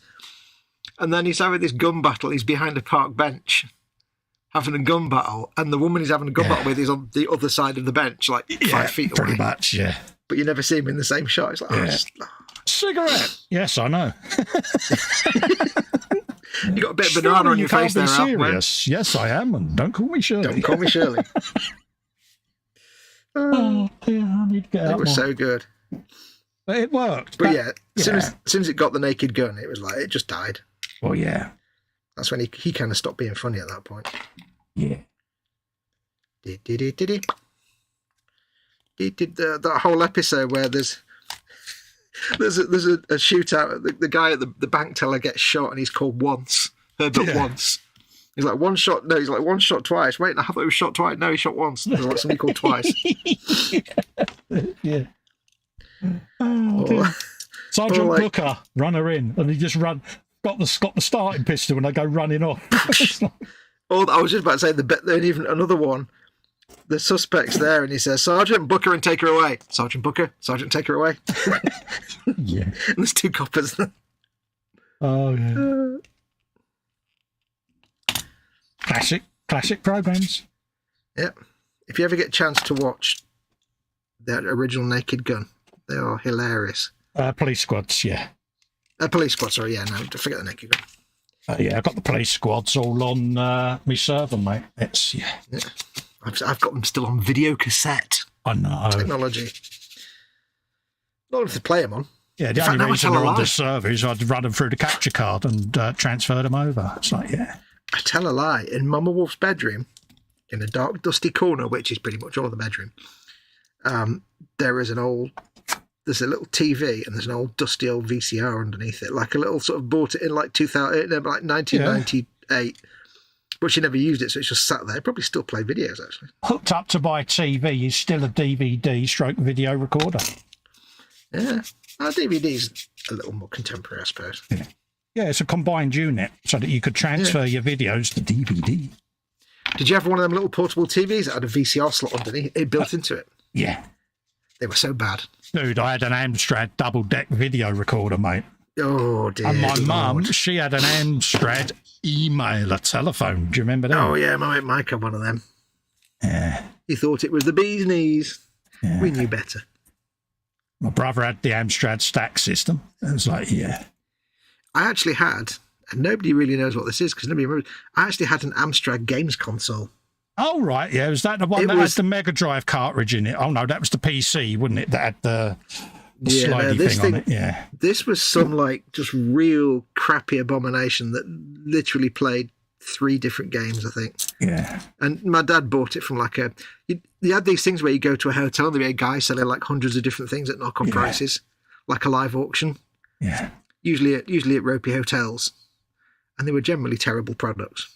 But you think you were getting a deal. I still have an original hi-fi separate system in my lounge, and it's Akai, and it's got linear tracking turntable. Linear tracking turntable, and it still works, and it plays beautifully, mate. You should watch the Techmo channel. You love his stuff. You know, and H over the years many a times gone, get a micro system or get one that just does it off the iPhone. And I went, well, it's got a Bluetooth adapter connected to the amp. So I can do that now, but why change it? It works. And it's just got that ye olde amp sound, you know, and can't beat it, mate. No. I think it's one of the last, it might even be a valve amp. I'm not 100% certain. I need to take the casing apart, but. I got, in the early 90s, I got one of my work colleagues who was into, like, he was a bit of an audiophile. I got him to make a valve amp for me. Yeah. Some like old 1970s article that was saying how to make the best amp ever for your. Yeah. And I wanted it because I was doing music recording at the time, and I wanted I needed a nice clean amp system that didn't colour the sound at all. Yeah. Because I'm trying to record music, synthesizers and stuff. I couldn't afford to have a Boosie based system or anything like that. And it was quite good. Yeah, but the only thing is, he did it in a 19-inch rack mount, which is quite nice. And then he put the words on the front, like what the buttons were. Yeah. But did it in a really poncy gold Gothic font. I'm like, oh. Oh, no. Killed it. I was like, oh, you've just ruined it. Gothic, no, don't ever use Gothic. Ugh. Yeah, mine's got the little LCD screen on the front with the surround sound where it just does the little. It's like, so of its time. It was my first hi-fi that I bought out of my own wages. You know, when I was on the odd carrier. And it's stayed with me ever since. Yeah, I think mine was actually mid-90s, so it wasn't a separate system. It was an all-in-one, so it was crappy plastic rubbish. But I was happy. Nah, this is the proper spaghetti junction, all separates, metal cases. Yeah. I can remember, because I got this little separate system and stuff, and it was the first time I'd ever had a CD player. Yeah. This is in the early 90s. Yeah. So I'd never heard music on a CD player, and I got this system. I'd always listened to, like, cassettes. So I got this CD player, and I got myself a CD of toccata of pipe organ music. Yeah. It was like recorded in the 1960s, but the quality was incredible. Yeah. It was a proper Deutsche Grammophon thing. And I put it in and put like toccata and fugue, or whatever it was, fugue in G minor came out. And I was like, my mind was blown, because I'd spent years listening to cassettes. Yeah. And this thing was crystal clear, even on this little crappy stack system. My mind was blown. My mind listening to that CD was player like, for that was bought many years later as an optional extra. Oh, yeah. Yeah, my reaction to that music was a bit like your reaction to, like, the toilet in your hunting lodge. Oh, yeah. I mean, it's... Yeah.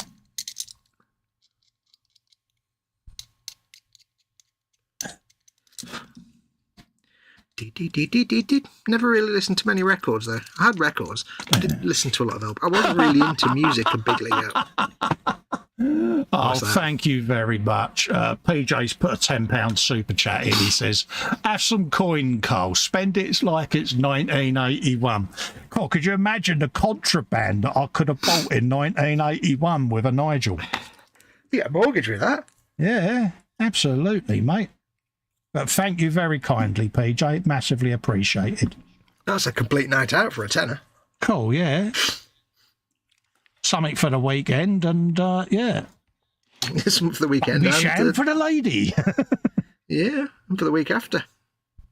Yeah, but no, thank you in all seriousness, PJ. Thank you very much. Most kind of you. Very kind. Okay, a bit of an egregious join around the foot on this model. I'll have to fill that in somehow. Oh, is it a bit?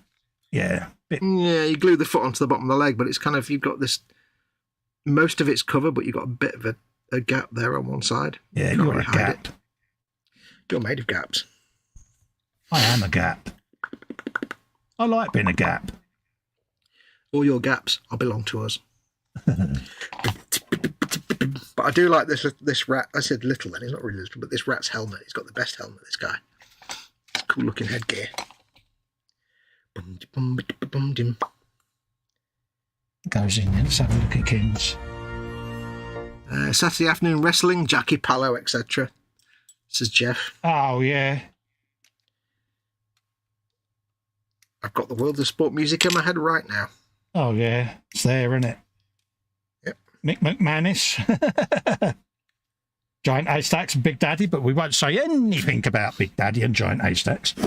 Well, Big Daddy we can, but Giant Haystacks, no. Yeah, if you're watching Mother, yes, you, yes, you. Yes. Yeah, violent person. Yeah, you beating vandal. up poor innocent 18-stone wrestlers, I don't know.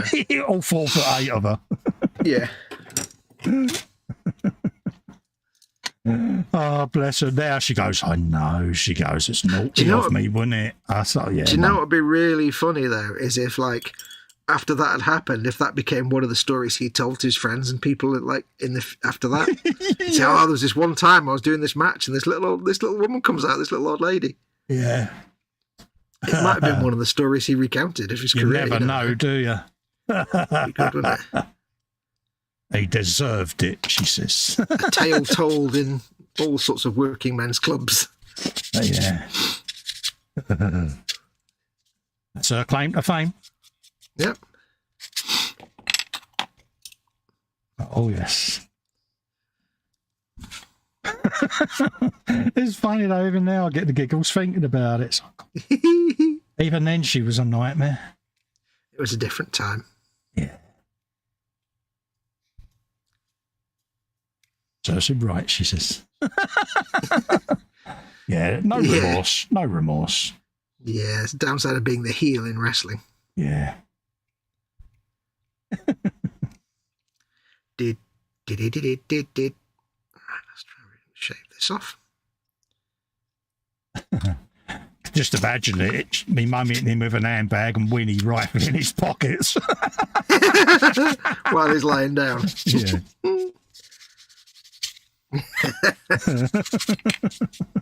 What'd you get, Winnie? £10 and a pack of Castella.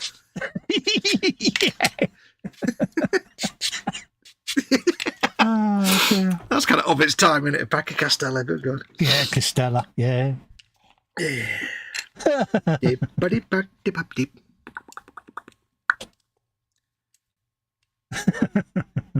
Look at that! They give you the chest of this dude, and all. He's even got nipplage going on there. Oh, and really? then he put this piece of armor on like that.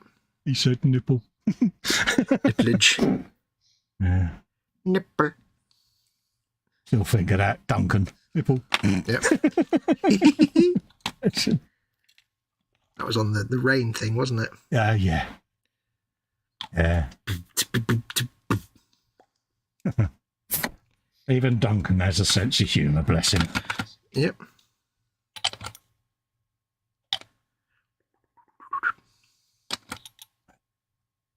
But no, it's certainly nice to be back, mate, isn't it? We both missed it. We was chatting about this last week, wasn't it? It was like, yeah. And I messaged him and said, here, mate, I said, we need to get back and start doing a few frolics. I'm getting a bit bored and a bit lonely. Yeah. If you're up for it. He's like, dude, really? You have to ask. Well, let's be honest to the people. 3 minutes of the 2-hour conversation was about that. The other 2 hours was you talking to Gary and me laughing about it. Oh, so you're a git. I wasn't even going to say that. Yeah, 2 hours was just him talking to his virtual dog, who is rather adorable, it has to be said. You leave him alone. Stop picking on him. It's not real, Cole. Gary's cool. Gary's cool. Just saying, Cole. It's not real. Well, I'll put it this way. If it wasn't for Gary, I wouldn't be sat here today, would I, doing this? Because he got me through a very dark period. Mm-hmm. That's my excuse, and I'm sticking Can I borrow with when it. it's tax return time? Yeah. Oh, you got to admit, though, he is lovely, Gary. He is. Yeah, I know. I need to get out more. I was coming back from the shop. I popped out to the shop earlier on today, and I was walking back, and coming the other way was one of my neighbours from a few doors down. Don't see each other very often. So we're stood there having a good old natter. Yeah. And she's got this little dog on a dog on a lead. And I said, is this a new dog? Yeah. And she went, yeah. She had this like cockapoodle. Cockapoo, and it's like she had it for about 10 years, and it passed away like a few months ago. So, yeah, this is Ruby. She's only 5 months old. It's the new one. Yeah. And I was like, oh, but he said, but she's really scared. And she was like, literally, she was stood behind her mum, and then she'd poke out from one leg, poke out, and then like poke out from between the legs. And she was like terribly nervous. Within about 5 minutes, she was in my bag of shopping, and then she was curling up round my legs. I'm like, she may be nervous, but she takes to people fast. She went, oh yeah, if you're not offensive, she'll like you really quickly. I do miss having a dog, I must admit, but I don't think it would be fair now, because I wouldn't be able to take it out for walks and things. It's not fair on the animal. Unless Lexi and H could look after it. Yeah, no, so to me, I don't think it would be fair on the animal. So no. Yeah. Well, like I say, unless everybody else looked after it, but I've got a virtual dog. I've got Gary again. I've got Gary. Just as well, he's a bloodhound and not a bulldog, because you wouldn't see me, mate. I know. You're the only person I know that will get like a video game. You get a Labrador in a video game and actually turn it into a fat Labrador. Oh, yeah.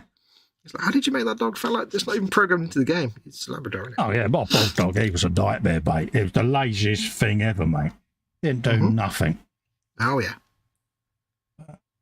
He was a character. Excuse me.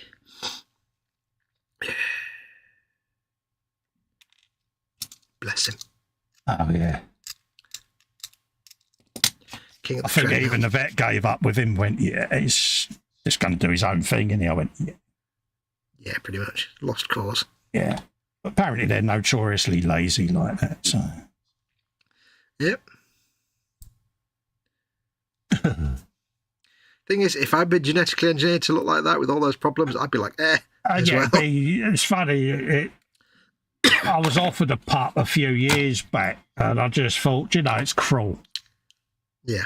I mean, Gary, we paid to get him a facelift because he had a lot. I know it's funny the thing about it's like you can't tell, but he was having so much breathing difficulty that we got him a facelift, which was basically to remove a lot of the excess weight of the wrinkled skin. But that's the thing. It's just by design. They're just screwed, aren't they?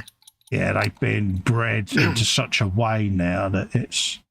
We tried our best to make him as comfortable as possible, but they all suffer with back issues and hip issues, and that was the thing that done him in the end, was bad hips and cancer. So, but he had a good life. Don't get me wrong, but looking back, you do think, was he really content with all the issues that bulldogs have? You don't know, do you? Sounds like a night out in Brighton. Bad hips and cancer. Yeah. Coach party from Wigan. Sounds like a boy band, doesn't it? Yep. Are anyone of you in the chat? Are you pet owners? Do you have dogs, cats, anything like that? Pet's Corner. What's your pet? You've got one. Let's have a look. Oh, yes, Giant Haystacks used to live not far from me in real life. He was a true gentle giant. I can feel even worse now. Space Ranger's off, he says, night all. She's got no remorse, mate, my mum. Nah. When I was growing up, we weren't allowed a dog. No idea why. Then when I was 16, my mum got a lab. Since then, they have 2 labs, and now I have a terrier they got last year from Moldova. Yeah. And they can't live without a dog now. It's just model chaos. Yeah.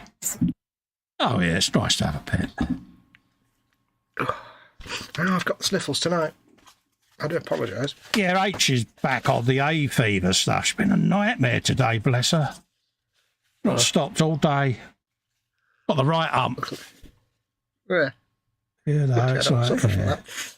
This is just live stream sniffles. Oh, right. I know you won't see, but I know you won't be able to see down there, the folks, but I love the armour on this rat's head. He's just got a big chunk of armour around his face, apart from where his big buck teeth stick out. We can go full screen if you want, mate.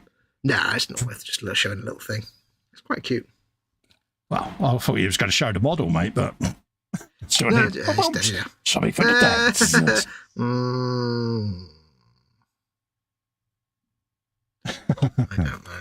I don't know.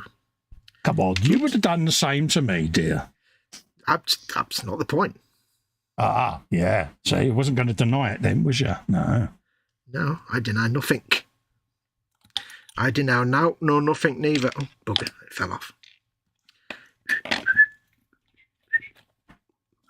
Sadly, I can't have pets in my flat, says Modeling Chaos. Yeah, a lot of places now are pet free, aren't they?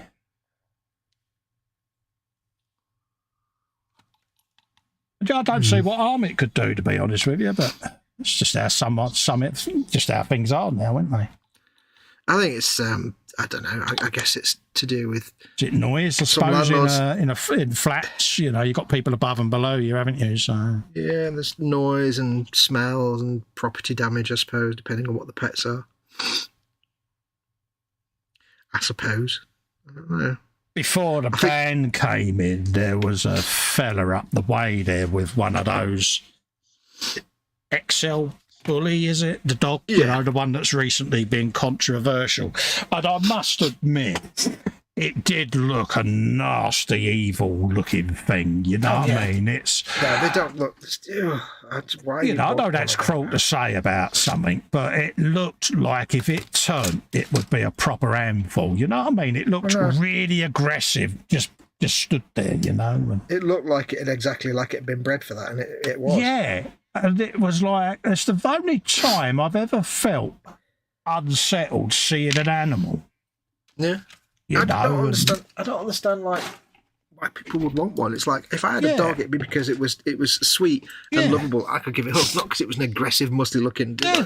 And I was only stood horrible on the doorstep chatting to the postie, you know what I mean? And I said, "What's that bloody thing over there?" And he went, "Yeah," he said, "they're the ones that are in the papers." He says, "Them things." He said, "Nasty looking thing, isn't he?" I was like, "Yeah." I said, "I must admit, as a postman, I bet you don't like delivering there." And he went, "Honestly," he said, "I try to avoid it." He said, "'Cause it just looks at you." He said, "As if it wants to have you for dinner." Yeah, he said, "It just really looks like it means business." So, yeah. There's people that say, "Oh, no, mine's really sweet and it's around my kids all the time." And I'm like, yeah, I would, no, just no. No. Yeah. I haven't seen it for a while, so I can only assume it's been euthanized or whatever they had to do with it, because I haven't seen it around at all. Yeah. And he goes past most days and I've not seen him with it, so yeah. But it just had that look about it, you know. You thought, I look at them and think there's nothing in that dog that I would find appealing or nice at all. It's just aggressive looking fear. Yeah, I know it's an horrible thing to say about a living creature, because it ain't the dog's fault, is it? But oh no, I don't know why breed them that way, you know. Because they were bred as fighting dogs and like for weak men to look more powerful. Let's just be honest. Let's just be honest about it. Yeah, it's a strange looking thing. Anyway, yeah. And H is an avid animal lover, but even she said that, honestly, she said, "Oh, horrible looking thing," she says. Yeah. She said, "I'm glad the boys have grown up." I said, "Yeah, could you imagine it, letting the kids out and play, one of them running up and down the street?" No, thank you, .jpeg. So, yeah.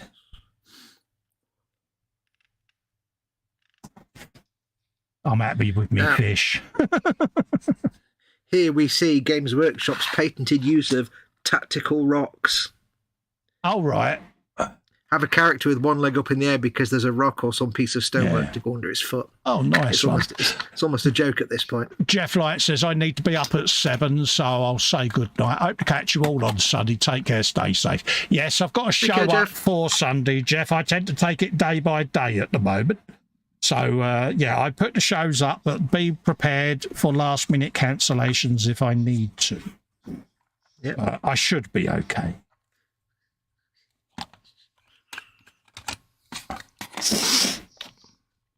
I've got the Police Squad music in my head now, but it's not the theme music.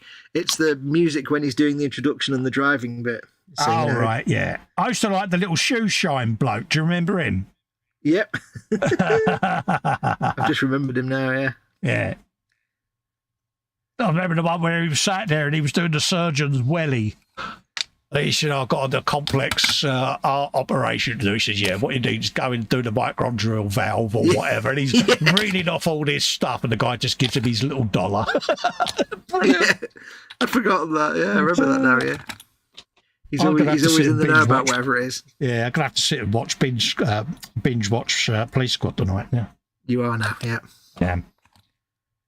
Yeah. I can just see his face and I can hear, sugar. I can see his face and hear his voice now. Yeah. He's a little ratty bloke. Yeah, little ratty fella with the little cloth cap with it. Yeah. Yeah, reminds me a bit of the guy from Blade Runner. Yeah, that's a good. Yeah. The engineer, the genetic guy. Yeah.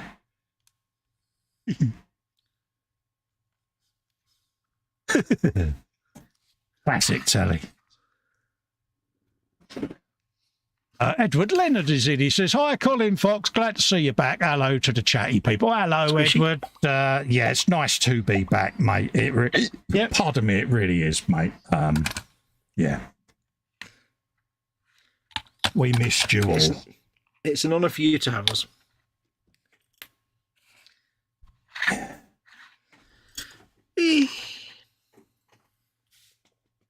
Yeah, it's good to be back. And no, I'm not going to sing the song that's related to, because that's a no-no. I know not this song. Yeah, right. I have to build a little weird rat baby in the thing, aren't I? Ooh, I don't want to do this. It looks minging. Yeah, but mind you, though, you did well the other day because you binge build and finished Lord Croak, didn't you? I did. I meant to show that. Yeah, nice little segue there. See what I did? Yeah. For next Wednesday's Wednesday show on E-Models, I finished Lord Croak. I built the throne, which is now complete. Yeah. Lord Croak's throne. With all the reeds and there's tiny little. Do you want to go full screen, dude? Go on, show your wares. Go on. It's okay. I've only that to show. And then I built Lord Croak himself. He's like an ancient mummy. And you had a choice of hats to give him, and I gave him the fabulous hat, because you could give him a fabulous hat, a rubbish hat. So my mind clicked when I saw the photos. This is how docile I've been lately. I kept thinking, why is he called Lord Croak? And I was like, why has he built a Frodden? And I'm like, Croak. Yeah. I know. Took me a while. I think they're like the Dungeons and Dragons equivalent lizard men, the race of the Seraphon, I think. Yeah. So no, it was a good fun little build that, so I'll be painting that on Wednesday. James Mates has sent me a load of paints. I've got primers ready for it. Is it a fun weekend build? Sure I did.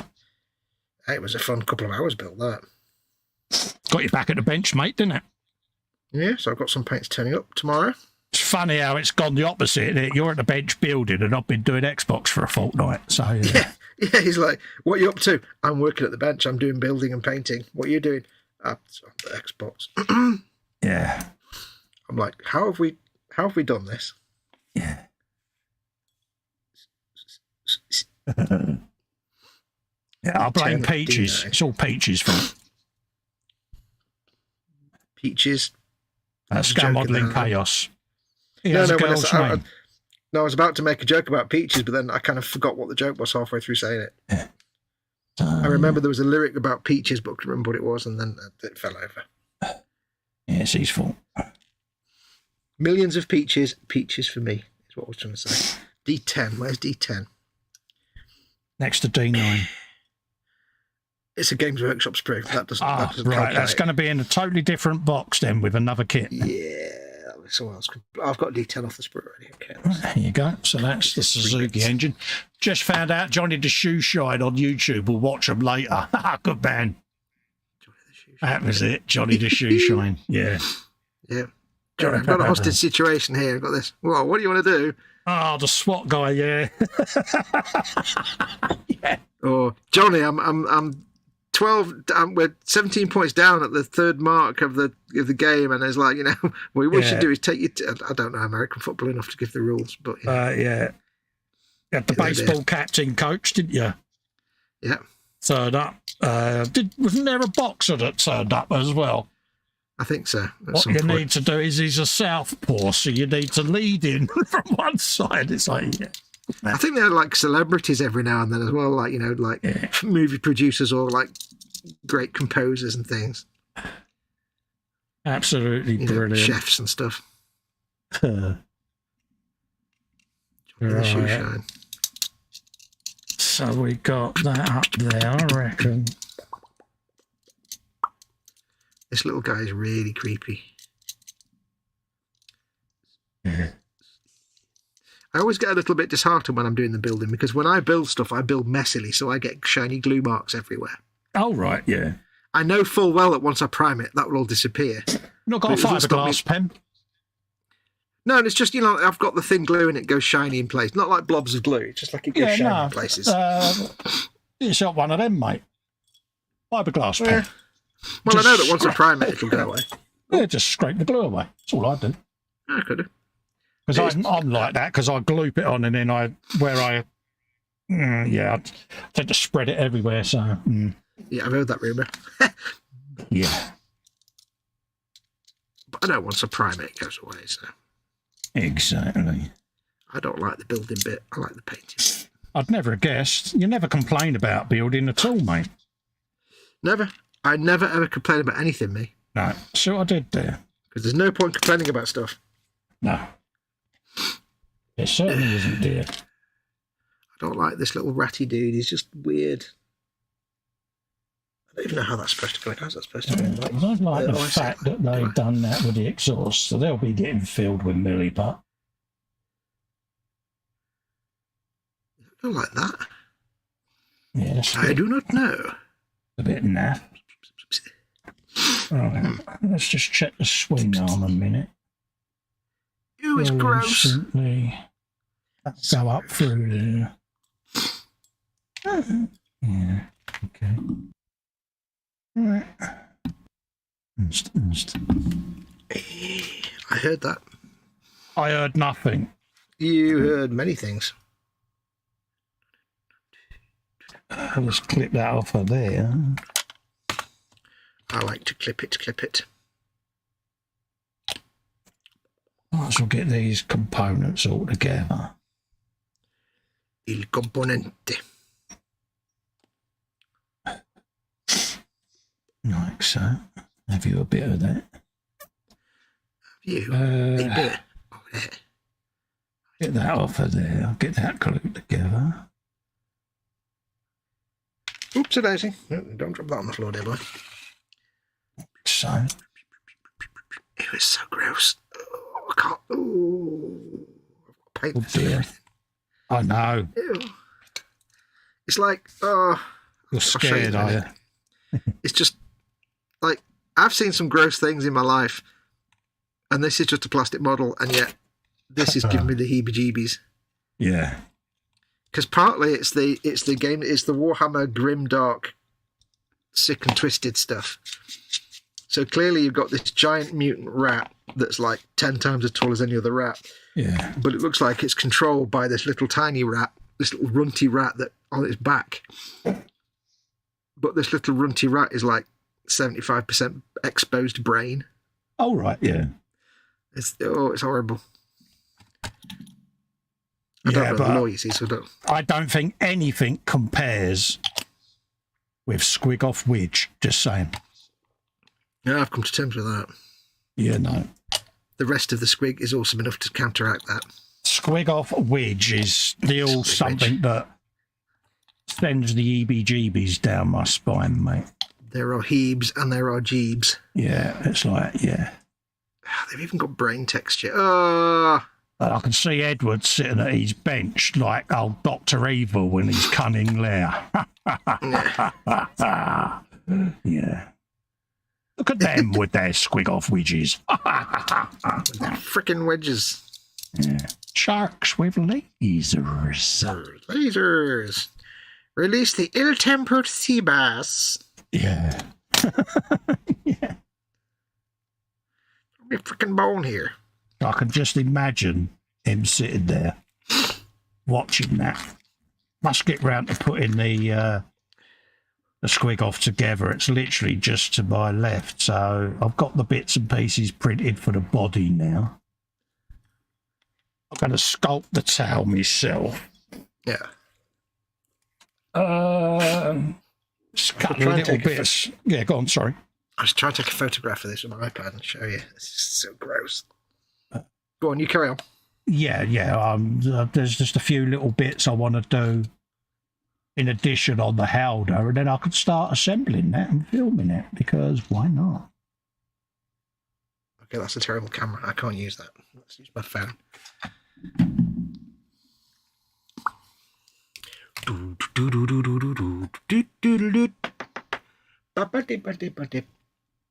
But yeah, looking forward to doing that, actually, the squig off. There's only that and the doof wagon I've got left to actually assemble, and then that's all my Warhammers built. Oh, cool. I've got tons. Squig off is just so unique. It's got to be done, innit? Yeah. I shall bring it out on live now and then, but it's one of those video build series jobs, isn't it? You know. Yeah, there's some stuff you've just got to do as a video build and not. Yeah, I want to treat that with the respect it deserves and make it its own, because yeah. Yeah. Good shot of this.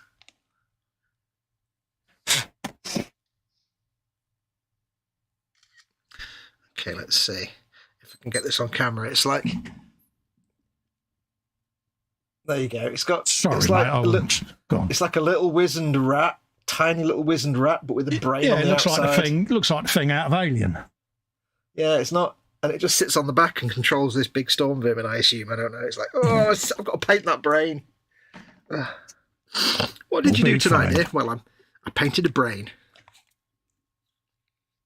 You'll be fine, dear. I have the utmost faith in you. I'll never forget watching a Warhammer painting video. And it was the moment at which I realised the naming conventions for Zero.Paints are just so ridiculous. Yeah. Duncan's there, and he's painting this thing that's all exposed brain. And he says, now we're going to paint the brain with Emperor's children. And I was just sat there and I'm like, my brain has no way to pass that sentence. Ed would say, make sure you scrub the wedge before painting. Ew. Wedge scrub. Yeah. Maximum scrubbage, please. Edward says next week Colin's going to start gluing ponytails to his head and complaining that his teeth hurt. Yeah. Yeah, those super secret special teeth. What are you trying to say? What are you trying to say, Edward? You're a bit of a princess. What are you trying to say, Edward? I thought we were friends.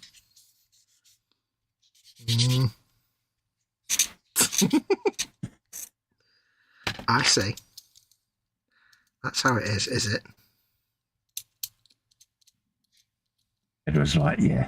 It is how it is. Maybe I won't do the squishy thing next time you come onto a live stream. Oh, Wibble King. Accidentally forget to do the squishy. You never know. Oh. Poor Edward. That's how it is. Oh. I see Edward. where my bread's buttered. Edward's like, yeah, and? Yeah, not a jot. Can imagine. He does say, mine's done and I'm happy about that. Yeah. Yeah, he now gets to mock us two doing ours, going, oh, yeah, squig alert. Yeah. The funny thing is with that squig, right, I can see me painting the squig in like about an hour, but spending like 2 weeks painting the orcs, because I've got 2 squads of flash kits to go with it. I can see that taking long. set of hooks to go in it. Yeah. I mean, think with me, it's going to be the How.to that takes the time, because I might have got carried away. You carried away? Never. Yeah.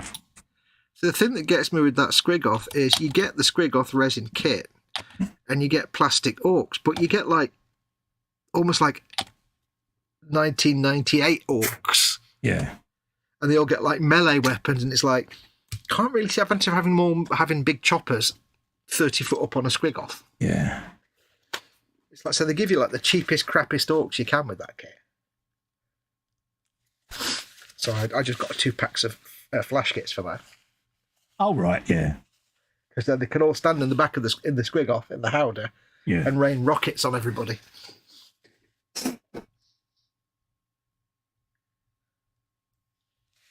Blow my nose, one sec. Yeah, no worries. Blowing his nose, blowing his nose, blowing his nose. Right, let's just have a looky-loo. Them exhausts need filling, I think, with a bit of milli. I think you just have a natural ability to activate all my goblet cells. Oh, right. It's my fault then, is it? Okay. Oh, yeah. I can accept that. I don't mind. Right, where am I up to? Deep. It's a big boy, this one. Is that because they go together? Need some clean up around the feet. Could be that. If I'm lucky, they might just sand away, but I don't think they will. Yeah. But you see, I could be cunning and just use Easy Line to go around his ankles like little bindings, you see. Yeah, exactly. See, bindings is the way forward with all my models. It's the laziest way to fill a gap. Just give it bindings. In fact, that is the way I'm going to go, because I can't be bothered filling those in. Well, because I really can't be bothered filling in the ankles. It'd be a nightmare to sand for a start. Sure, Bill. Do it how you want, mate. Yes. Bindings, la la la la la. Right, we'll do that now, actually. I love using Easy Line. I'd never have guessed. You've concealed it well. It means I get to use super glue without having to do resin, which is always a win. Is that heavy? That's heavy. Heavy. He ain't heavy. He's my Easy Line. Let's see what I did there. I did see what you did there, mate. Good luck painting the Squig in a day. Look at it closely, Fox. I'm going to get lots of dry brushing. Yeah. Lots of... No, it wouldn't be a day. It'd be a couple of days, maybe. Because I think the skin itself could be done fastly without too much farty arsiness, but it's the face and mouth you take the time with. Yeah. I can see lots of big, fluffy dry brush action. Like, you know, you get your big, round, flat, fluffy dry brushes for the skin textures and stuff. Yeah. Lots of washes and things. But, yeah, definitely the face is what will take time. Because you've got the teeth and the eyes and the inner wet bits. Inner wet bits. Ew. It's that mouse in his brain again. No, I think it'll be fun to do. Looking forward to doing it. Oh, yeah. Absolutely. How.to's going to be great because it's all just rust.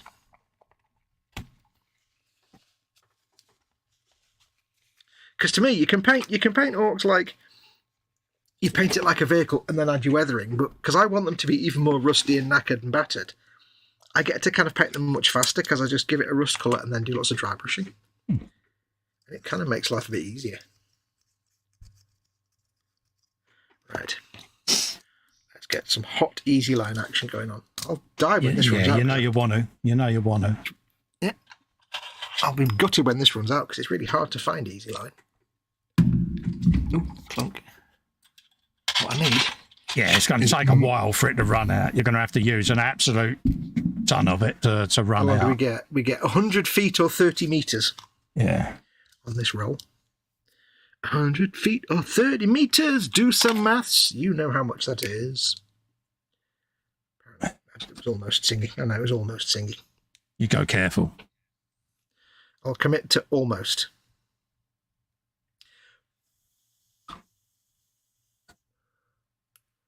There you go, a bit of easy line on there. Now this ankle's not too bad, but it's kind of on the inside of both of the feet, and I couldn't really get sanders in there. It'll be an immense pain in the bum cheeks. So a massive pain in the bum cheeks, is that what you're saying? Yes, a significant bum cheek pain will be occurring. think I've got too much off here, but never mind. I've got the theme tune to That Was the Week That Was in my head. Why? Why? I don't know. It's like I wasn't even born in those days. Yeah, that is something really random to have in your head, mate. I know. That's rather bizarre. I went to get my walk. Talking of bizarre, I went to get my wolf up the other day. Mm-hmm. And usually she's kind of half asleep at that time of day, but it was the one rare time where she was actually asleep. Yeah. So I gave her a nudge and said, right, come on, shift your ass, time to get up. And she went, oh, I don't know where the bottles are. You'll have to root around for them. I don't know. Okay. And I was like, what are you dreaming about? I don't know. Can't remember. Yeah.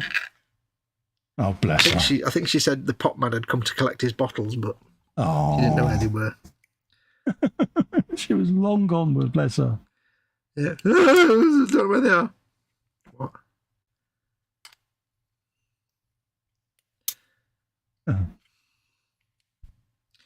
That was the week that was. Surprising, isn't it, how they get. Mm. There you go. Let's pop that A in there. super glue to set that in place, and we'll roll it round again. I like to kind of, when I'm wrapping it round something, I like to do a few wraps and then glue it and then do a few more wraps. Oh, yeah. Yeah, it's pretty straightforward, isn't it, the bindings. Yeah. Did a lot of that on the... wait for it, PJ. I did a lot of that on the blue.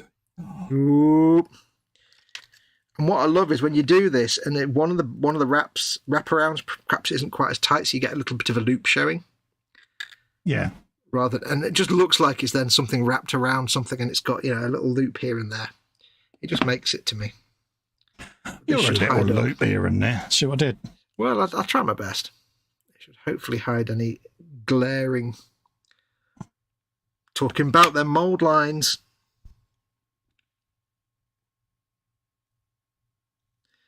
Nonsense. I know I'm not on camera. I could bring the camera back a bit, couldn't I? Probably show it better. You're like, I thought you was a professional. How can you not be on camera? Yeah, but dear? I was lined up when I was close up and doing, but I'm doing big things. Well, you like. I won't be in focus now, will I? Honestly, he had one job. LWM's off ski. Take care, mate. Nice for you to pop in, mate. Time for bed, he says. Yeah, we'll stay on until 2:30, and then we'll call it then because I've got to go and get the wife up and have something to eat. So, it's my first one back. I don't want to run too late. No, it's fish and chip night anyway, so. Yeah, so, And don't want to miss out on that. I kind of need to be sat down having me dinner when she comes down because she will tell me off afterwards. Although she wants me to get back into it, she don't want me to burn myself out. No. And I've been sat at the Xbox for hours and hours and hours for the last few days. That would be an ecumenical matter. In terms of mileage. She's got no issue with it. She's, look, at the end of the day, clears your head. Good for me. Yeah, she don't mind. Right, so that's that, and that's that. So I've got a bit of swing arm going on. I'm doing all this. I moved the camera and I'm doing it all off camera. Yeah, nice.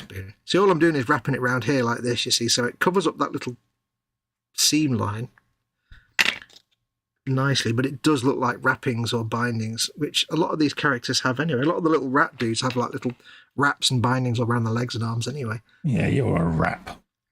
Or a binding. Also, you can use this on orcs. It looks really good on orcs as well. I find this looks really great on orc vehicles where you've got, say, you've got a roll cage. Yes, dear. Bit like I did on my booster blaster. Yeah. So like we've got two bits of a roll cage joined up and you want to cover up the joints. Straight in. There you go. Great. Have a swig of drink. Swig a drink. Let's have a look at chat. Nestled between a jalapeno cheddar bun with an unexpected hint of sweet corn, the loaded nacho cheeseburger features a square, fresh, never frozen star, beef patty generously topped with melty cheese. Oh, nice. But we need to know what the star is where it says never frozen. Does that mean star might be frozen? Never frozen without permission? Never frozen knowingly? I don't know, dear. It says never frozen, asterisk. Go on, what's the get out clause? Whoever that is, Edward, who wrote that. I think one more twist and that'll be done for that leg. This is such more fun than just filling it with filler and making it look like skin. Oh, yeah. This is what you've taught me. This is you. This is your fault. You've learned me these things. Scratch buildery goodness, mate, always is fun. Yeah. I love it. I got Easy Line for my U-boat, and now you've got me using it for everything. Yeah, but it's a blessing in disguise, isn't it? It's got so many uses. Yeah. Bit like you. So many uses. All the uses. So many uses.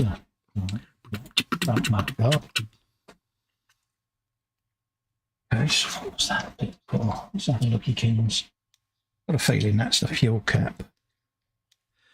You know, there'd be somebody somewhere saying, I think you'll find that storm vermin wouldn't actually have bindings on their ankles because slap. Yeah, so whatever. Yeah. Which bit of GTFO do you not know what the letter means? Right, let's do the other foot. You can see on this one, you've got this egregious, like, gap there where the foot's glued to the leg. And you could fill it in, but sanding, that would be an absolute testicle breaking moment.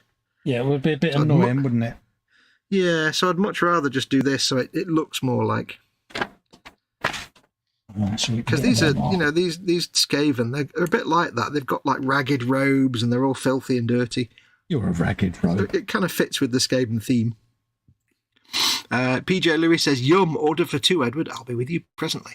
Yeah, road trip. He says it's a tantalising kick of spicy chipotle sauce and a delightful crunch of tortilla strips and crispy. What are you talking about? I need to know what it is. Yeah, we need to know now. We want all the details. He's probably told us in the chat, but we've not been paying attention very well, have we? I scrolled up a little bit and read up just to cover myself. Yeah. He says widgets with moles and lasers on it. Ew. Last comment was about Colin and Fox switching places, i.e. playing video games and building models. We just thought it's what I had for dinner, he says. Bench is a Wingnut Wings Hanover early edition second airplane build, ever so going slow. Oh, nice. And Scale Modelling Chaos explains what the little asterisk is. He says, asterisk, due to the huge amount of preservatives used in the USA, this patty cannot really be called food, so it's always fresh and doesn't need to be frozen. Mileage may vary. Terms and conditions apply. Oh, Edward says he copied it, so we're guessing it was not frozen. Me and my friend used to have this little silly joke that doesn't really make sense when you explain it. You kind of have to do it. But if you go in Tesco's and you buy some of their, like, Tesco's Finest... Right, yeah. The packaging always says Tesco's Finest, and there's a little star after the word finest. Yeah. But it's not like an asterisk, but there's never explanation as to what the star means. Yeah. So we used to be like, what? So does the star mean not finest? Yeah. Tesco's Finest, asterisk, not finest. Yeah, finest. Okay. Star. So if you ever hear me go star, it means I'm making that joke. Yeah. It's not the greatest, but it's the finest. Okay. Yeah. Finest what? Yeah. You know, genuine 100% pure vegetable sauce, star, may not contain vegetables.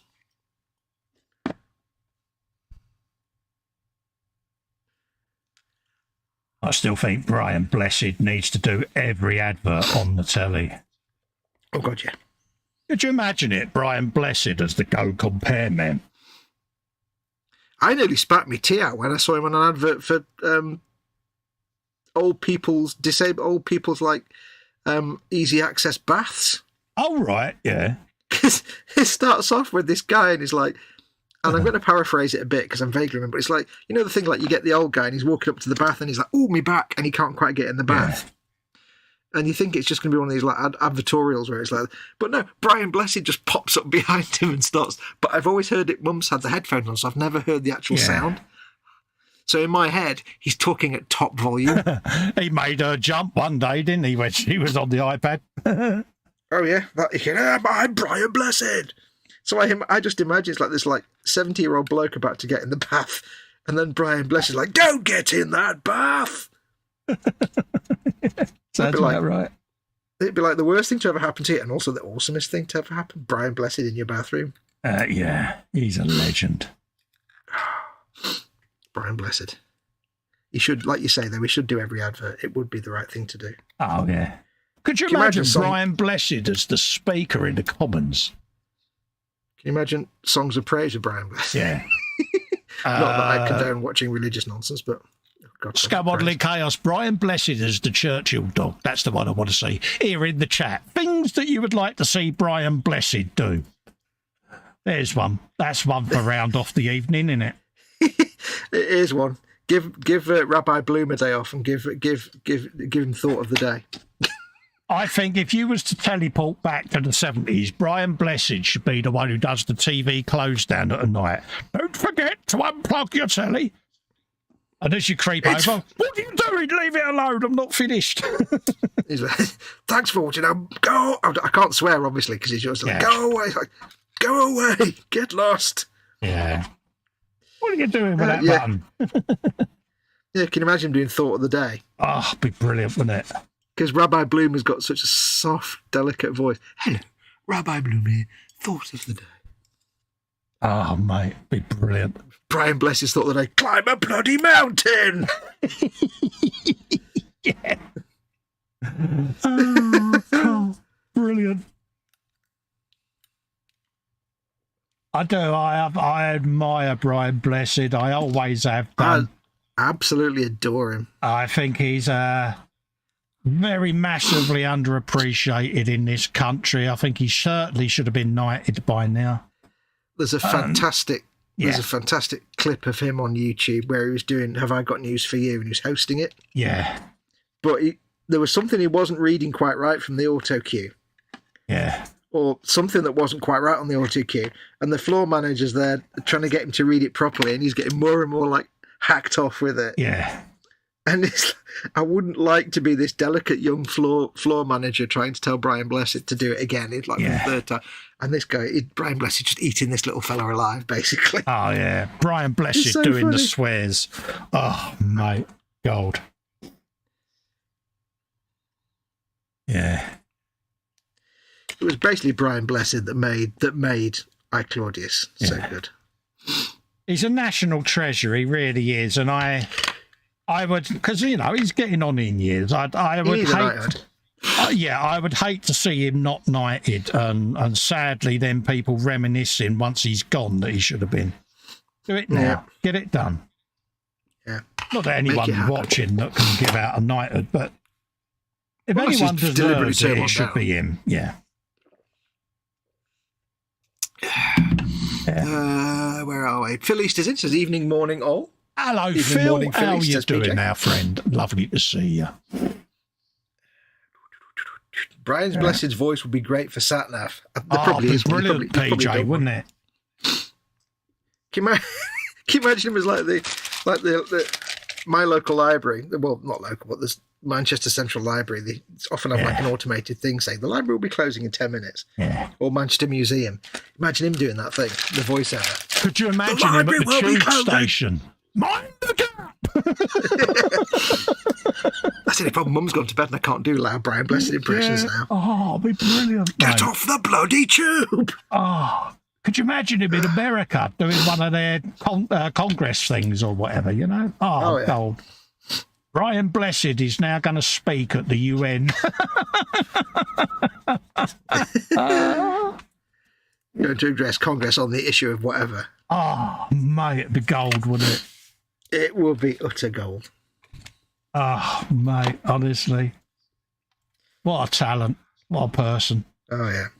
You know, and he does so much behind the scenes for charity and all of that that doesn't get reported. And he's one of those like personalities that no matter who you ask, no matter who in the acting world you ask, they all say he's an absolute darling. He's a lovely fella. Yeah. And even when he's angry and frustrated, he's still absolutely adorable. Yeah, I dread picking up the phone and seeing on the news forecast that dreadful day. I really do, because... It's quite funny every time he trends on Twitter. you know, you get the list of trending hashtags. Yeah. Every time he trends on Twitter, it's because he's trended for some reason, and everybody starts panicking, and then he's trending because he's trending. Yeah. It's like, yeah. That's the day I dread, because if the country hasn't recognised him by then I think they should hold their heads in shame. I really do, because there's people out there that get knighthoods that I don't think deserve them. So I love it when he's on the Infinite Monkey Cage podcast show. That's really great, because they have such a great time. Brian Blessed on Jack and Ori. Oh, yeah. Doing the quietest possible. Brian Blessed reads The Hungry Caterpillar. Yeah. A Harry Potter audio book by Brian Blessed. Oh dear. It's a wizard, Harry. Brian Blessed doing The Hungry Caterpillar. I'm going to climb that mountain, then I'm going to eat it. Brian Blessed doing Shakespeare. I think he has, actually. I think he has been, he has trodden the boards doing, hasn't he? Yeah. He has done a bit of Shakespeare, and he's done a bit of serious fest work. I think he did like some, he's played some things. Some Shakespeare. Alas, poor Yorick. Oh, man, he's genius. Oh, dear. He's one of them people I would dearly, dearly love to meet in real life. Oh, yeah. You can imagine being like, give us a quote from Shakespeare. Gordon is alive. Oh, bollocks. Yes. He is, I don't want to say that word again. I just said it probably isn't a filtered word. Oh, mate, I think that's long gone tonight. I think that went when you said the word CRAP about half a dozen times in a row. They don't bother about that. But you'll be amazed, mate. I bet you it's limited again. Always will be. Oh, dear. If it is, it is. I'm going to stop monetising anyway, so... Just have to stop talking. There's no point, because it goes every Friday, doesn't it? So there you go. But I was going to say now, I forgot what I was going to say. Brian Blessed, that's what we're on. He's the only person that can make that word sound utterly vital, and it's like if he doesn't say something with that word in it, it's not Brian Blessed. You just have to use that word, and it's an impression of Brian Blessed. When Graham Norton said that to him that night, I hear you've got a reputation as a bit, you know, you've got 30 seconds, say as much as you want, and it just went, didn't it? And it was like, really? Oh, yeah. Yeah. For Graham Norton to be shocked, it was like, things you shouldn't have done. Yeah. Yeah.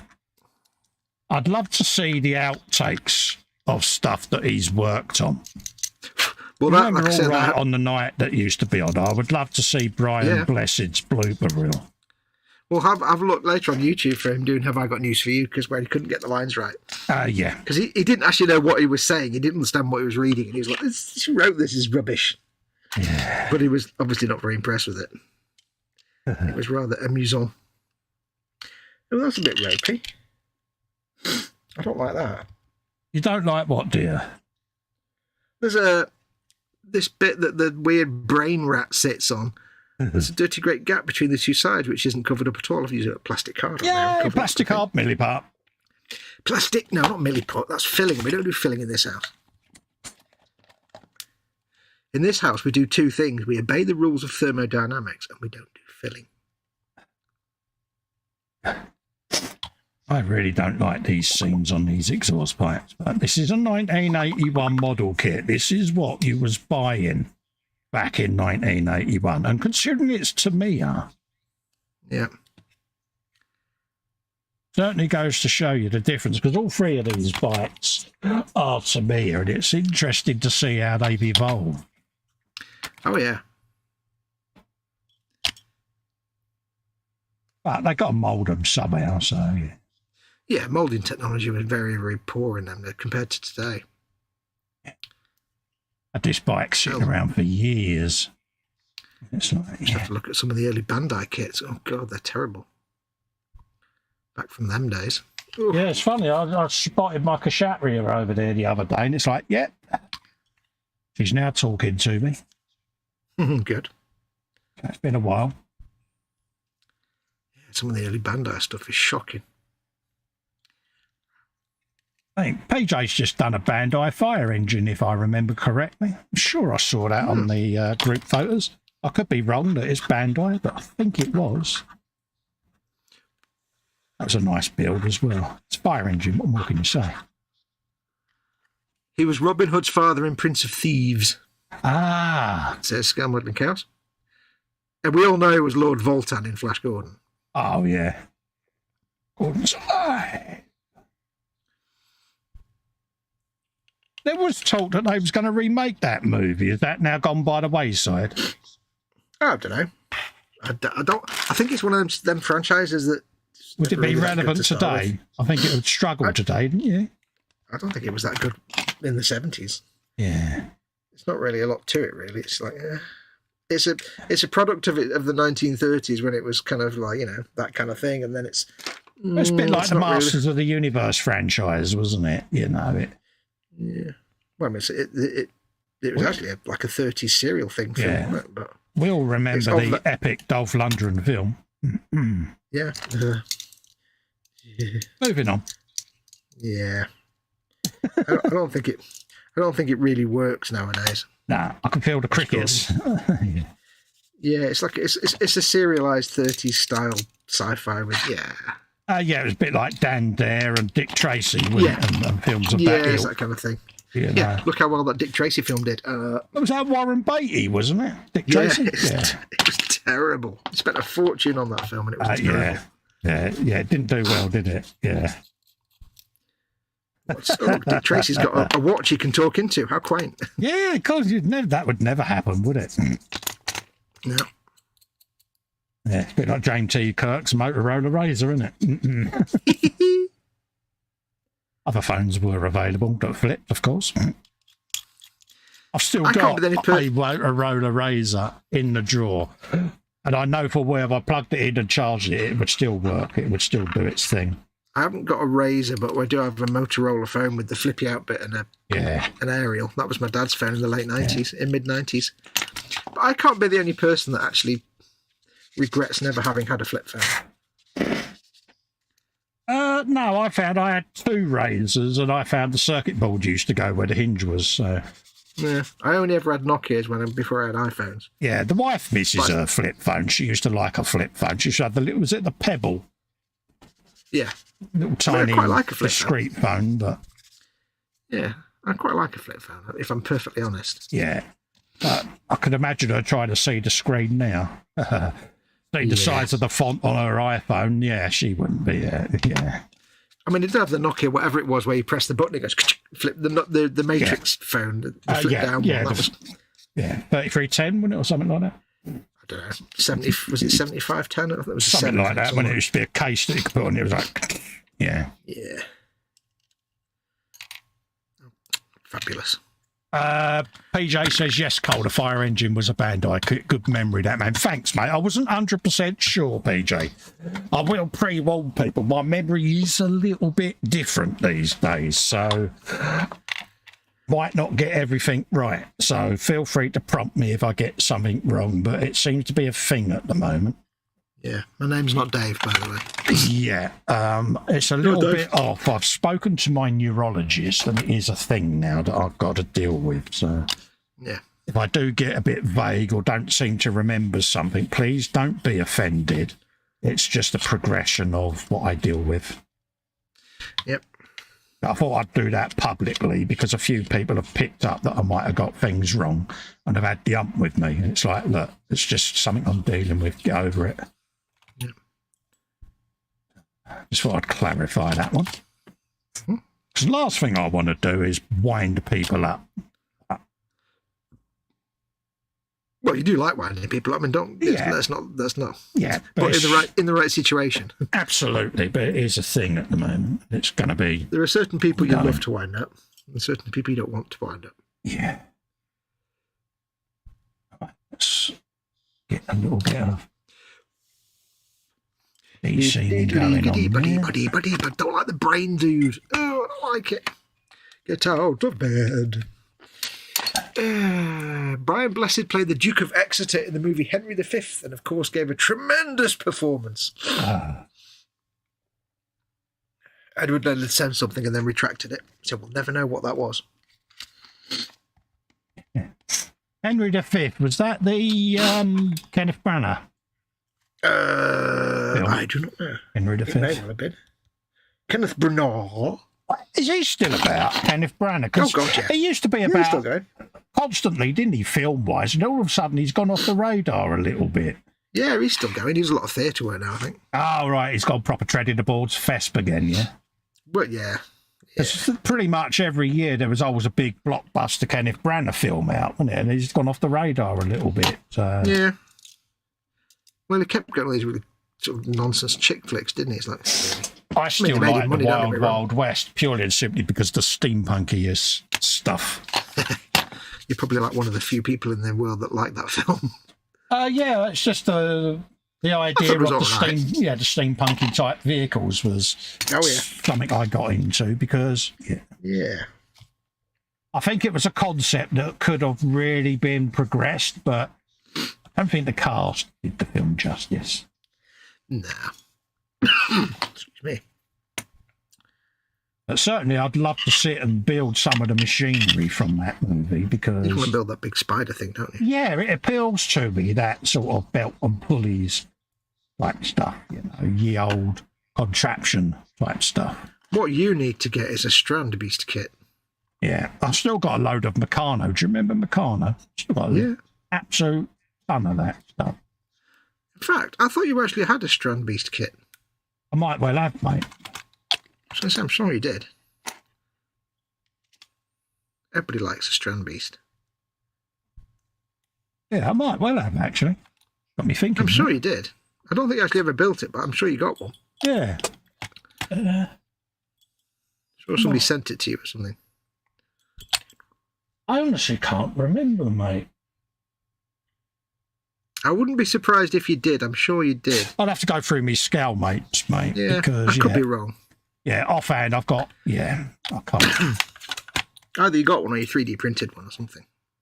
Could be that. Might be a 3D print file I got. Yeah. I'm making tubes. You're made of tubes. Lava tubes. Lava tubes. Lava tubes.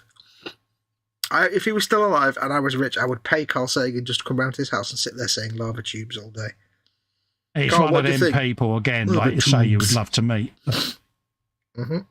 I would love to be in a restaurant, right, listening to a conversation between Candy Grandpa Mongo and Carl Sagan. I would be in my element, especially with Spiddy Q8 at the table as well. It would just be like, I'd just be sat there going, now this is cool. Ryan Get Bob Blessed as the Rossett on it waiter. as well.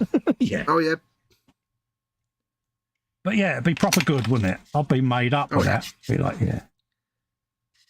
Hey, Jeff, if Carl Sagan was alive, mate, what would the conversation be that you'd want to have with him, mate?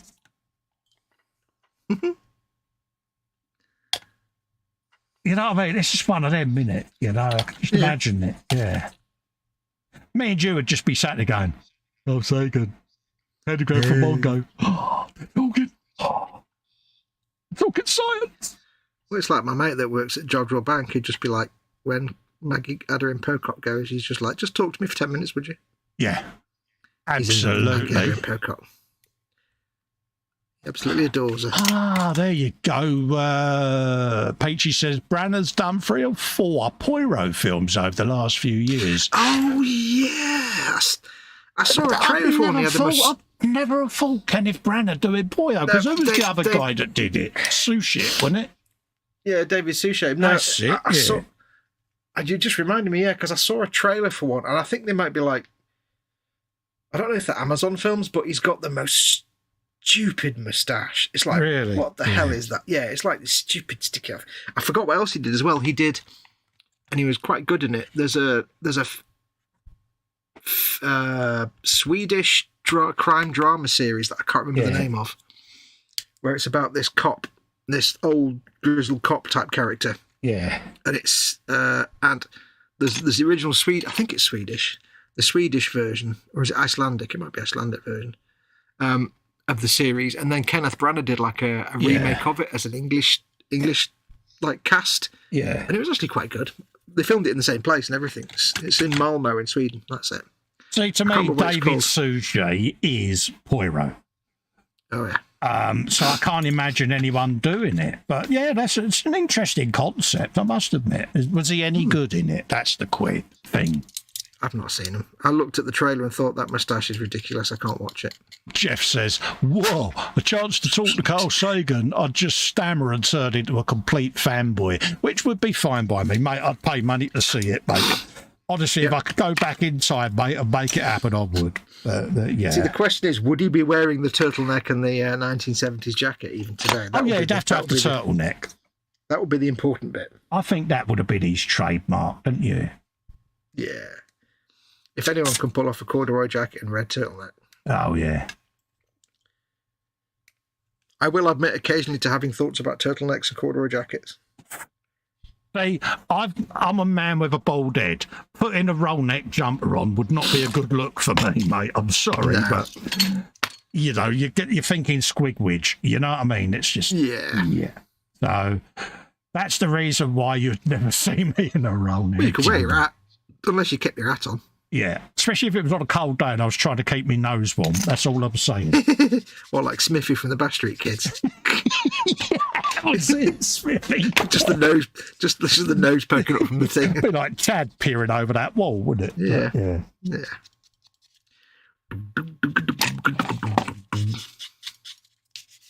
I'm still doing tubes. Folks, you are thinking of Wallander. That's it. Wallander, yes. I watched the original series, the Swedish series. It's really good, actually. Yeah. You got used to read the subtitles. And then he did a couple of series where Branagh did it. And it was about the same time they started showing it on the BBC, the original. Wallander was good, man. I enjoyed Wallander. Wallander. Oh, cheers for that, Peaches. Apparently the Branagh Poirot films are on Disney+. I'll give them a watch, mate. That's where I've seen them, yeah. Along with everything else that I said I would be giving a watch for the last 20 years, but I'll get there in the end, mate. I found myself a few months ago actually reading up about David Suchet and Poirot. Yeah. Because there's some Poirot video game, and like all the those kind of point and click games, pretty crap. Yeah.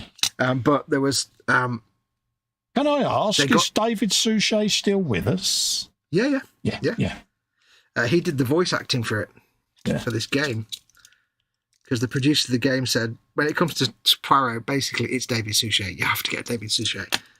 So he's like, I'll do this because and apparently, because the two things, the reason he stopped doing it was because they'd actually filmed every single original Agatha Christie story. Yeah, it's a bit like Jeremy Brett. He was Sherlock Holmes, wasn't he? You know what I mean? Oh yeah, Oh yeah.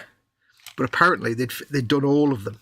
His mission was to do it as long as they couldn't get all. I think there was only one they couldn't do or something, perhaps because it wasn't really suitable. But apparently, if I remember rightly, the Agatha Christie family, the estate, actually consider him as the official representation of Hercule Poirot. Oh wow, yeah, that's a badge of honour, isn't it? Eh? Yeah, because he's basically, they say that he is so accurate to the way he was written in the books, give or take. Yeah, he's the closest there was to written in the books that they actually consider him as the be all and end all portrayal of Hercule Poirot. Well, he just grew apart. It was him, wasn't it? It was made for him. You know, they always say out there is always a role or a script for an actor. It's going to make them. It's going to be theirs. And I think that you couldn't have been much better with Poirot than him. I can't imagine anyone else doing it. But I'll give the Branagh films a watch. The one thing I think he does that no other actor has done for Poirot, which is spot on to the book character, is the prissiness. He's a very prissy little character. He's a very prissy, precious little character. He's always got to look nice and clean. The whole personality of it, wasn't it? He captured. Yeah. And yet nobody else ever manages to really capture that. They kind of ignore that part of him. But when you watch Suchet do it, like if you put him in a situation where he has to get his shoes a little bit dirty, he's like... I mean, when you read... I think back to when I read them books. It was almost, you imagine the character, what he would be like. And then when Suchet landed that role, and it came on the TV, you're like, wow, that's exactly how I imagined Hercule Poirot looking. He's prissy and slightly effeminate in his mannerisms. That was the word. Very effeminate. Slightly effeminate, but without being effete, you know. Yeah. It's all about his looks and his mannerisms and his very neat little moustache and all that stuff. Like, he said, and yeah, apparently the Christie estate is like, yeah, that is basically that's pretty much how they envision. Yeah, this is the gold standard for Hercule Poirot. Hercule Poirot. Yeah.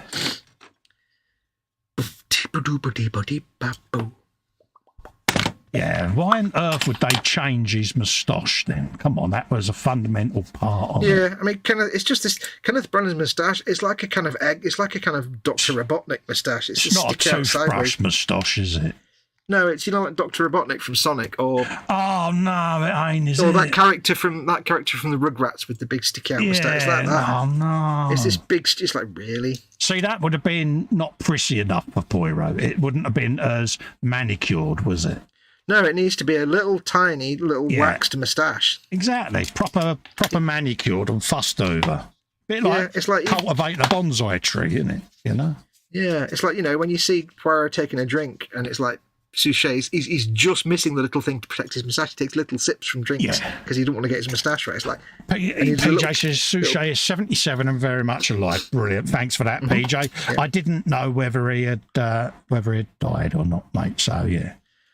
Well, the interviewer was saying to him, will you ever go back and do Poirot again? He said, I'd love to, he said, but we've actually filmed all of them. We filmed all the original stories now. There's nothing left to film. Yeah, exactly. I mean... He said, and we didn't want to do new stories. We just wanted to film all the original stories. So that's what they've done. He said, done it. No need to go back and do it again now. But what a lovely compliment from their estate to say that about him. You know, that is... Yeah. Well, it was just perfect casting, and like you said with Jeremy Brett being Sherlock Holmes. Yes, my dad used to work on that actually. He used to work on that series, and he took me to the filming set once. Took me to the set where they had this Baker Street set, and it's just all frontages. There's nothing behind those front doors. The amazing thing with Jeremy Brett is if you go and find the original. If you've got a copy of a book that has the original illustrations from the Strand magazine where Sherlock Holmes was first published. Yeah. Because it was like a serialized thing. I had this book that had the original Strand magazine illustrations, and they're all from different artists in the different stories. Yeah. In one of them, there's a picture of Sherlock Holmes in a theatre looking round a balcony round a corner, and I swear, this picture was drawn in 18-something. Yeah. It looks exactly like Jeremy Brett. Yeah, yeah. It's uncanny. It's like, that's just Jeremy Brett, but this is 100 years old. How is that even... Wait, what? Yeah, it's insane, isn't it? Yeah, it's like, how good casting is that? Again, I think that's two roles that they got the casting of the actors spot on. Yeah. But it's because of the only thing I remember about Wallander is that a man got run over by a tank. Yeah. And that the Swedish word for thank you is tack. Oh, That's right. the thing I remember. Tack. I actually enjoyed Wallander. Wallander was good. Yeah, well, H has got all of the Sherlock Holmes with Jeremy Brett as a big box set.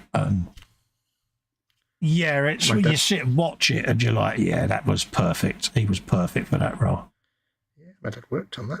I don't know. I think she might have Poirot as well. I think she's got loads of that sort of box set. My dad's name will be in the characters. You know my original surname. Yes. Yeah. Name. You might see it. Didn't work on all of them. Yeah. He enjoyed working on that, he said. So it was good fun. Jeremy Brett was serious but fun. Yeah, yeah. Died of cancer, wasn't it? Was it cancer he had? I think so, yeah. Yeah, sad. But yeah, very great portrayal he did. Dad said the one thing he remembered most about working on Sherlock Bones was the smell of horse poop when they did the street scenes. Yeah, I can imagine. Smoke machines and horse poop. That's how it was. Tubes are complete, I think. And it wasn't a massive, big budget production either. It was very. No, it was a Granada TV production. It was local production to us. Yeah, it was very cleverly done, considering even when that was made, you know, how the world is, you know, with aircraft taxis, you know, modern vehicles and that, and to get rid of all of that lot out. And they didn't have the big CGI that we've got now. Oh, they had none of that. But they still achieved it. Yeah, they had to I mean, it was the backlot at Granada Studios, so it was the backlot in Manchester. So it's the same place where the original Coronation Street set used to be. Yeah. And it was just there. Just built this street. Let's just check the scissors up there with me. Right. Question. Yes. Do I give this Storm Fiend big snappy grabby claw things or really boring balls? Snappy claws is always going to win to me, mate. Good man is the right answer. I knew I could trust you to give me the answer I wanted. Any word from H? Is she alive? I'm just texting her now. I think I can hear movement upstairs. I'm not 100% sure. If not, I'll ring her in a couple of minutes. Yeah. 99, 55 and 57 is what I need. I like the fact you get all bits on one sprue for these dudes. Oh, yeah. Massive claw hands is always going to win, in my opinion, mate. Massive claw hands. Big massive chew sets. Big massive claw hands. Massachusetts.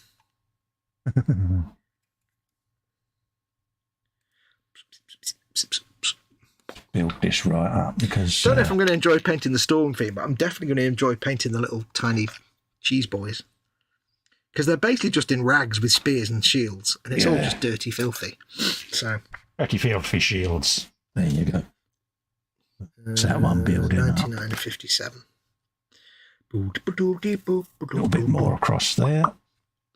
So 99 eventually die a death then. Lovely. 57. Big spiky things. 99. I don't know what colour to paint these yet, what clan to make these Skaven. I've ordered a copy of the Codex to look at all the different clan colours. Yeah. 10 quid on eBay rather than paying 40 quid from Games Workshop. Yeah, road not do, mate.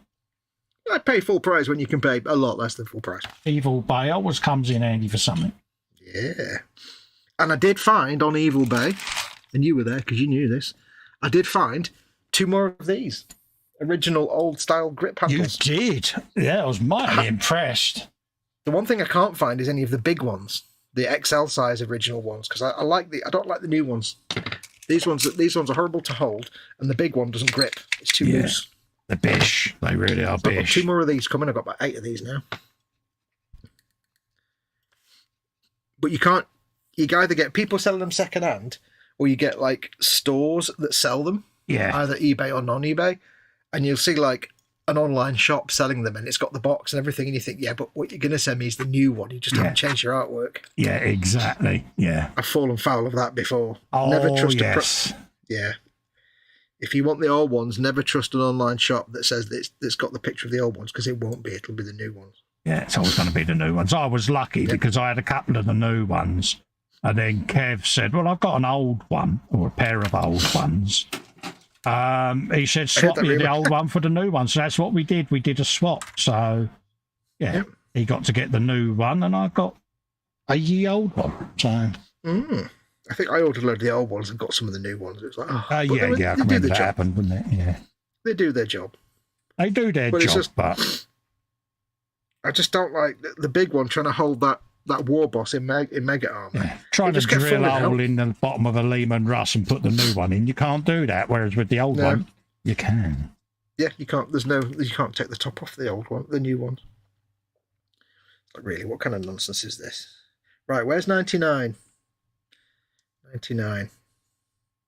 Why would it be on this other sprue that's from a completely different dude? 70, 87, 90. Oh, there's part 90 and there's also part 90. Brilliant. Oh, nice one. 96, 98, 97. I would expect it to be on this sprue for the relevant dude, but I cannot find it. 69, 70, 56. It says it's part 99. Oh. D99. Error, not finding. Yeah. Control-Alt-Delete. Yeah. Mind you, there is a part. Oh, there it is. There it is. It's next to part number 1 and part number 20. Oh, lovely. Just where you thought it would be. Yeah, obs. Of course. Fancy not knowing that, Fox. Yeah. It's on the sprue for the other Storm Fiend. Okay. So most of the parts of this Storm Fiend are on one sprue, apart from this 2 pieces. I don't know. My tax dollars at work. Oh, yeah. Right. No. Okay, chat seems to have stopped, so keep typing, folks. Give us stuff to talk about.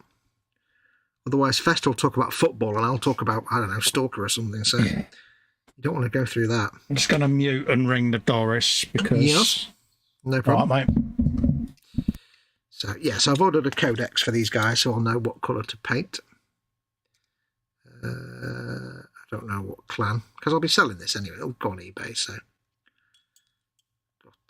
I'll choose a nice clan. I could go for clan Pestilence, because they're all greens. I like painting greens.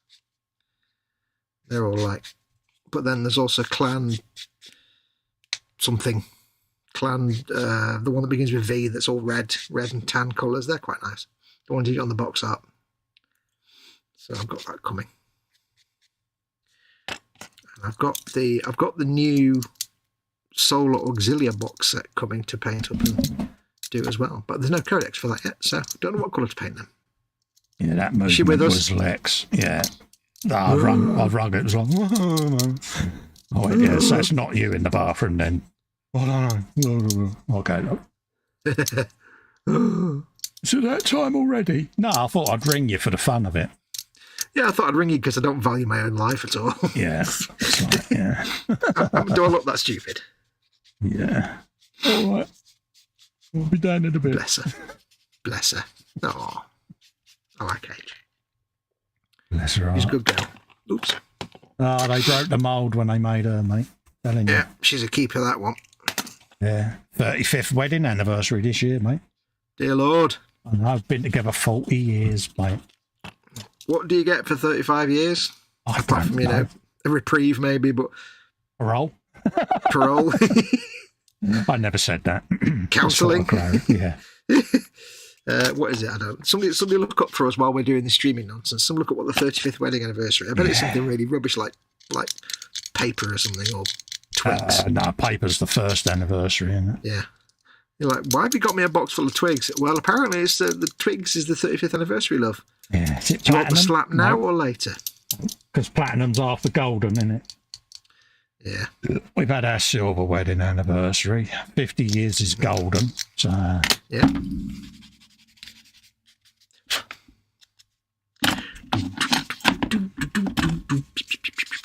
Yeah, it's probably something like, like gravel or something. Yeah. Morecambe Bay Sand. Yeah, I need to know, because if I forget, I'm gonna get battered. So yeah. But the thing is, how many brownie points would you get if you say, yeah, but love, this is this such and such anniversary, and here's a present based on that? Exactly. And she'll be like, oh. Why do you think I'm doing it? So come on, folks, somebody look at it while we're doing this. What's the 35th anniversary material? Next month. Coral. There you go. Coral. Ooh. That's all right. I'll get her a sea urchin then. What have you got, love? Got you some crabs. Coral. There you go. Yeah. Sea urchin. Tell you what, just paint your little desk tidy. There's a sea urchin. Look. Yeah. I'll just airbrush a sponge and go, it's coral, love, honest. No, it's a loofah, dear. Oh, okay. Yeah. And it's our old loofah. Oh. Yeah, all right. You didn't spend anything, did you? No. Yeah. Like a well-spoken man distracted me and I forgot. Don't you blame the well-spoken man. I can't say that. Yeah. Coral. Touch. D99. 9. It don't seem like yesterday that it was our 25th, to be honest with you. It doesn't seem like a decade ago. No. It really don't. Because we renewed our marriage vows on our 25th. Yeah. Yeah, it don't seem that it's that long ago. It really don't. The thing is, it doesn't seem like... Don't seem like 35 years ago that we got married, to be honest with you. I realised the other day it's 17 years since me and my ex split up, and it's like, good God, really? And that seems like about 3 years ago, but her kid will be in like a job by now. Yeah. Blimey, feel old. Yeah, honestly, it's funny. I look at me boys, Lex is 30 this year, it don't seem that long ago that I was burping him, changing his bum and reading him stories. It's now he just burps you. Yeah, but it's where the time's gone. It's just shocking, mate. Edward says 42 years, March the 6th. Nice one, mate. Well, it's if I go back 25 years, I was playing Halo 2. Yeah. And it's like, oh God, I am old. Yeah. That seems like a lot less than 25 years ago. Yeah. But it also seems like a long time ago. Exactly. It's weird how time works. Yeah, like you think of a time period and you think, on one hand it's a long time ago, on the other hand it's like 5 minutes ago, and it's the same time period. It's weird. You're weird. They're all weird. We're fine here now. Thanks. It just don't seem possible. It really don't. Edward Lenner says 42 years in March the 6th. Yeah, I might have read that out just now, mate. Oh, did you? Sorry. I was doing a thinking. You was talking and the oxygen wasn't getting to your brain, was it, again? No, I was trying to figure out how to attach a thing. I can do the talking now, probably. Congratulations on the 42 years, Edward, mate, by the way. What material is 42 years? Yeah. Wow, 42 years, mate. You have to buy your missus like a universe. But it's like you say, you find the right one, mate, they're a keeper. Mm-hmm. I was walking to the shop today, this evening, and I was behind this couple. And it was just a regular couple that were probably in their like 50s, 60s maybe. And the bloke was a little pudgy bloke with a bald spot, and the woman was like a little dumpy woman, and it was like, but they were holding hands walking down the road, and it was like, that's just so sweet. Yeah. Oh, They've probably been married for like 30 years, and most couples don't do that. Oh, yeah. I was quite taken by that. It was quite adorable. Every day I tell her I love her. No. Because, why not? Every day you tell her you love her, but you still get slapped. Yeah. But that's the thing, my boys would say it if they was here. They've never heard us have a row, because we don't argue. No. There's no point, is there? No, because you're going to lose. There's no point. Exactly. So it's like, it's just something we've never done, because we both grew up with that. I'd always vowed that we wouldn't let our boys grow up not wanting to walk in the room because mum and dad aren't talking, type of thing. You know what I mean? Yeah. And we always said we didn't want that, and we've never sat there. Years ago, especially when I used to do the cars and the bikes, I would walk in through the kitchen with oily boots on, and just after she's done the floor, and she'd be like, "Oi, fat boy, don't mind." I go, "Yeah, my bad. I'm a KA.Models, yeah." But that was as far as it went. It never turned into a heated exchange, because what's the point? Well, it's kind of easy when you're always wrong anyway. It's okay. Because I'm a bloke. We do stupid stuff, and she goes, "Really?" I just, I know, love. Yeah.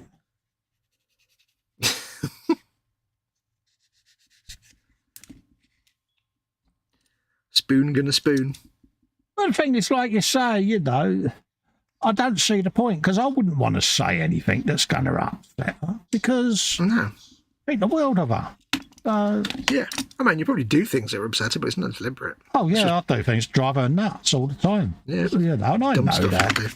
Yeah, it's not deliberate to wind her up. It's just I'm a bloke, I'm stupid. End of. Yeah, well, there's part of you that does like to wind her up in stupid ways, but that's because you're slightly self-destructive. I like to test her resilience, just in case as she's getting older, she's what's the word? Mellowing, but no. Yeah, because after 35 years, you need to do those regular tests to make sure. So I like to just check in case she's mellowed out a bit, but it don't last long. It's like, Does that excuse actually ever work? No. She said, even when I'm asleep, she says, I know you're doing stupid stuff. Yeah. Oh, I've got an eye on you, even if they're closed, she says. I'm like, damn it.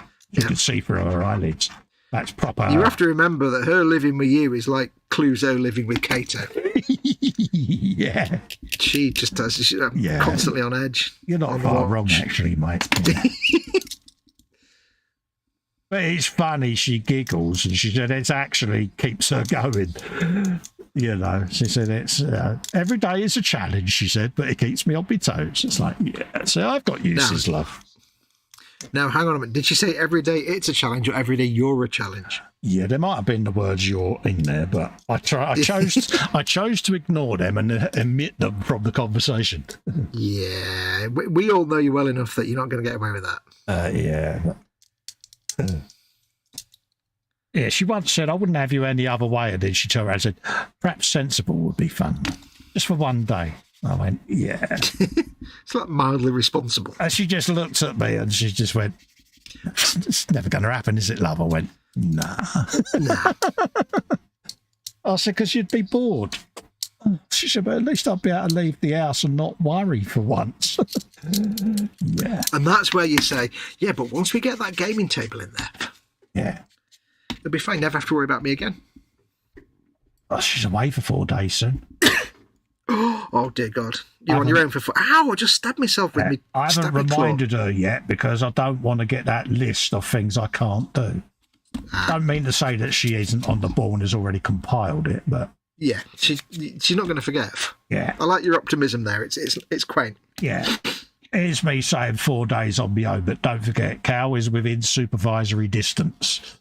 Yeah. So... Did I do that the right way around? I am kind of looking forward slightly to the chaos, I must admit. It's going to be like... Yeah, I'm sure she's not. Especially if it isn't a MotoGP weekend, because then I'm going to have time to myself. Oh, God. There'll be nothing to keep you distracted and occupied. Exactly. So... God. Well, actually, no. Now you see you've got your Xbox now. Yeah, I know, so but the quest to go around touching buttons... says his parents will celebrate their golden wedding anniversary in June. Oh, bless. Congratulations to Mum and Dad. Yep. Just in case I forget, mate. So big congratulations to Ma and Pa Peaches for being together for 50 years. Wow, what a milestone. And again, we get it in this day and age, you know. Lex used to get it when he was at school, so did Cal to a degree. Their mates would go, oh, Mum and Dad, are they your birth parents then?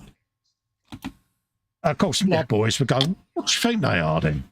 Of course, you know, they might have been on their third or fourth stepdad by then, you know what I mean? They're like, kind of unusual, you know, your birth parents. And people will say to H, you know, how old are your kids? Because you're like, he said, oh, I've got a couple of boys, you know. She goes, 28, 30 and 56. But, yeah. Yeah. People are surprised, you know. And they're like, oh, you've been married a long time then. Is that your first husband? She goes, yeah, what would you expect? Yeah, he's not dead yet. Yeah. I question why I've put up with him for 35 years, but I could never remarry. I would see it as sacrilege. Yeah. That makes sense because if my marriage hadn't worked out for one reason or another because I'm a knob or whatever, my philosophy would have been, well, you tried marriage, it didn't work for you. Therefore, who's to say I'm not going to make the same mistakes that I made on the first one? So I wouldn't have bothered, mate. And I would have seen it. Dare I say it, I would have seen it as disrespectful to H anyway if I ever remarried. Well, let's be honest, you wouldn't remarry because it wouldn't be H. Exactly, I couldn't do it, mate. No. You know, as far as a lot of people say, you only ever fall in love once in your life. You may marry more than once, but you only ever really truly fall for one person, don't you? And I've done that, so why would I? Yeah, been there, done that. Yeah. Not going to happen again. If she's the other side of the door, she'll have a sick bag because she'll think I'm being romantic. And I just want to clarify that isn't the case. I'm not getting weak, just in case she's here, Wigan. Yeah, she's more likely she'll just think you're after something. Yeah. What's he after? Yeah, salt and pepper. Yeah, the sweets are in she'll the be thinking- cupboard. Yeah, no need You'll to be be. thinking, what's he done? She's probably frantically checking the cooker and the washing machine to see whether I haven't sneaked out and touched buttons. Yeah, she's trying to see what you've done. Yeah, she's frantically checking the dishwasher for old car parts. she's checking all car parts for, like, dishwasher tablets. No, but it's not that. Let's get rid of that. Big snippy, snappy arm pieces. Have you ever regretted not marrying them, Fox, or are you content, mate? I know that's a personal question, and you can choose not to answer it. Because I think you would be great as a married fella, and I always say that I thought you would have been a good parent yourself. I like being a bachelor, but at the same time, it's kind of lonely sometimes. I'd like there to be someone there. Yeah, but I'm not depressed about the fact that I'm single. But it's like, if that's the way I'm ending up, then that's the way I'm ending up. I'm fine. You're still young enough, mate. Yeah, it'd be nice if there was someone else there, but if not, if that's the way it's meant to be, then that's it. Absolutely. Yeah, you're content, but it would be nice if there was someone to come home to. Yeah, a bit more Rudies on the calendar would be a bit nice, but Yeah. A bit more Rudies and a second income would be brilliant, but let's be honest. No, I'd like to think that maybe one day I'll find someone, but if I don't, I don't. It's not the end of the. I'm not going to. Yeah, it's not the end of the world, is it? You're not going to. You're not going to lose sleep over it. Yeah. I don't think. I can't imagine anybody would exist that would be able to put up with me. To be perfectly honest, I'm such a spoon. Edward says he's got 8 years until he's golden. Yeah, I know, mate. That'll pass really quickly, Edward. 8 years to your parole hearing. I mean, to your 50th anniversary. Yeah. I said that out loud, didn't I? You did. Right, those hands go on really, really tenuously. It's a really tenuous link. Not that keen on the way they join onto the armour. Bit mange, are they, mate? Yeah, they're it's not like a proper... I love the head, though. I don't know if you guys can see. I love his head. Big armoured rat head. Yeah. But just his teeth sticking out the front of the armour parts. He looks like a war hamster on steroids, mate. Pretty much. And I had to check the other day that rats do count as cheese boys, and they do. So I'm happy now. Oh, mate, all counts. Yeah, I didn't know if it was just mice, you see, but rats also count as cheese boys. I put him kind of far at the back of the base, but there's a bit of empty space there now. Bum tubes. Is that proper tubes of the bum kind? Bum tubes. A few greebles to go on him, and then he will be done. Absolutely. How we doing? 3:10.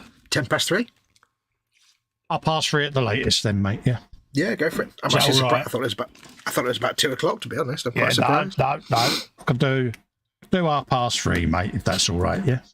Oh, I'm fine. I can go on and on. Mum's gone to bed now, so you can't get rid of me now. No, that's all right, mate. But yeah, that'll be my limit then. Yeah, no, I actually thought it was about 2:30. Yeah, no, I didn't realise it had whizzed around like that. But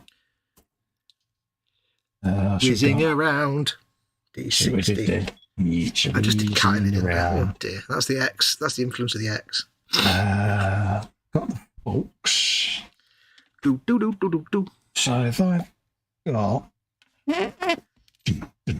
Heard that. It's funny though, isn't it? Like I say, just shooting the breeze and chilling out with our mates. It just time does fly when you're having fun. Yeah, I could quite happily sit and do these things for like 6 hours straight if it was possible, but I know it's not. But I'd quite happily sit here for hours and hours. Oh, and hours. yeah. I mean, at the moment it ain't. But who's to say? I mean, we have done 5-hour live streams in the past, mate. Yeah, but it's a big ask for you, though, isn't it? So. Yeah, it's my first one back, mate. So. It's a big ask for you anyway at the bench for that long. So. Yeah, it's a challenge, mate. It really is. You are. I mean, it is. Frustrating, don't get me wrong, because, yeah, I'd like to be able to go longer than I do at the bench, but unfortunately. Yep. It is what it is. Yeah. Where's D60? The other D's, there it is. I think people would be losing the will to live, mate. 5 hours of us two talking in. I don't think they would. I think we could do like a 24-hour one-off stream and they'd probably hang out. I thought about that once. Didn't we do a mega long one when we did the Modbert one? That was a 4 or 5 hour stream, I'm sure it was. Yeah, they were sometimes 2 or 3 hours, yeah. Yeah, I'm sure we did some long ones back in the days. And I used to do the Insomnia streams. Do you remember them ones? Yeah. Well, 14-hour streams back in the day. Yeah. I did think about doing a 24-hour stream special at one point. Couldn't do it now, of course. Yeah. Back in the day when the world was a different place, when men were men and women were women and dogs were dogs and cats were still annoying. Crispy Finders pancakes were considered part of a product of the military industrial complex. Student food. Oh. Bird's eye potato waffles, waffly versatile. Don't know why that was in there. See, I have a penchant, or a penchant, however you want to say it. That's I like that word. Beans and sausages. In a tin. In a tin. Heinz beans and sausage. Yeah. And I've got a big bottle of barbecue sauce that I whop in there and then bung it all in the old pinger machine, you know. Oh, mate, because it's proper old student food, innit? You know, and I've got to tell you, people out there, I've got to tell you know this, but I've got to tell you people out there, midnight snack, if you're in the UK, right? If you want the king of midnight snacks with no preparation, you need 2 ingredients. 1, a Mattison's bendy sausage. Yeah. 2, tin of beans. Equipment is a tin opener, a fork, and a plate. You put the sausage on the plate, you open the tin of beans, and you keep the beans in the tin, and you eat. Yes. Or, if you want to do it really properly, you don't use a fork, use a spoon.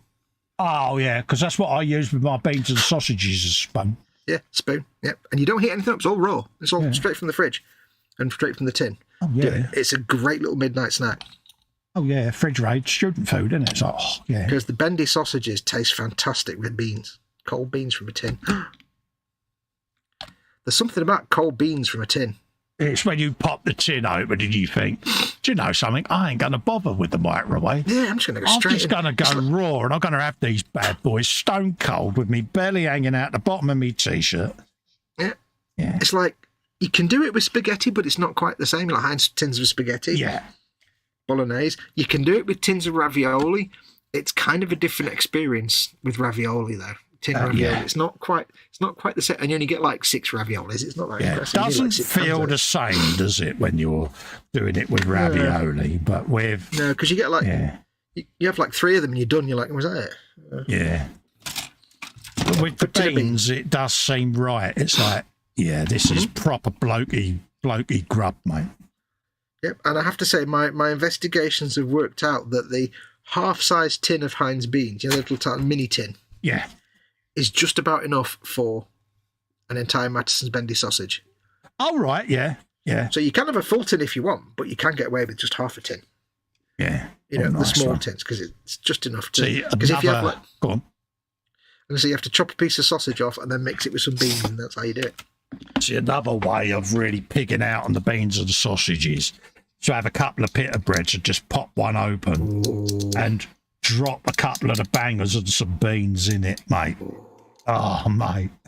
I do like... there's something about them Heinz little beans and sausage when they're uncooked. Oh, mate, that's it's proper, isn't it? Horrible, but at the same time... It's everything that you shouldn't want in a tin, isn't it? Let's be honest. But you're like... Yeah, but... Yeah. Another crappy snack food. But it requires a little bit of cooking. But it's almost like a proper meal. Yeah. Get yourself some tagliatelle. Yeah. Or it should be tagliatelle, really, the way you pronounce it. But tagliatelle. What are you telling me that for? I shall destroy it anyway. I actually only found out recently it's tagliatelle. But I would say tagliatelle. Some tagliatelle and 2 cans of Irish stew. Any brand. Yeah. There you go, done. Happy days. You put you make the Irish stew in the pan, get it nice and hot, sprinkle some herbs on it, blump, in with the tagliatelle, done. Even better. It's like tagliatelle with bits.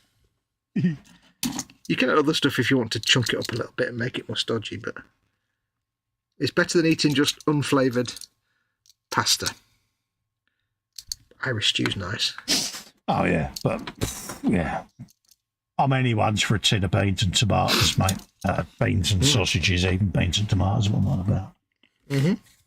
Yeah. If you want to get really serious, you could add to your 2 tins of Irish stew, you could add in 1 tin of Baxter's Royal Game Soup. Yeah. That stuff is to die for. It looks like a tin of mince. Oh, it's just mouth orgasms. It is awesome stuff. Mouth orgasms. Baxter's Royal Game Soup. Oh, it's so good. So good. Mix that in as well. Oh, yeah. If you've never had Baxter's Royal Game Soup, just do it. Just do it. It's brown. It's tasty. It's tasty. It's tasty. It's the nicest brown thing you'll ever put in your mouth. Put it that way. Well, more or less. Your mileage may vary. Yeah. What else have we got? Got that. Got that. Got that.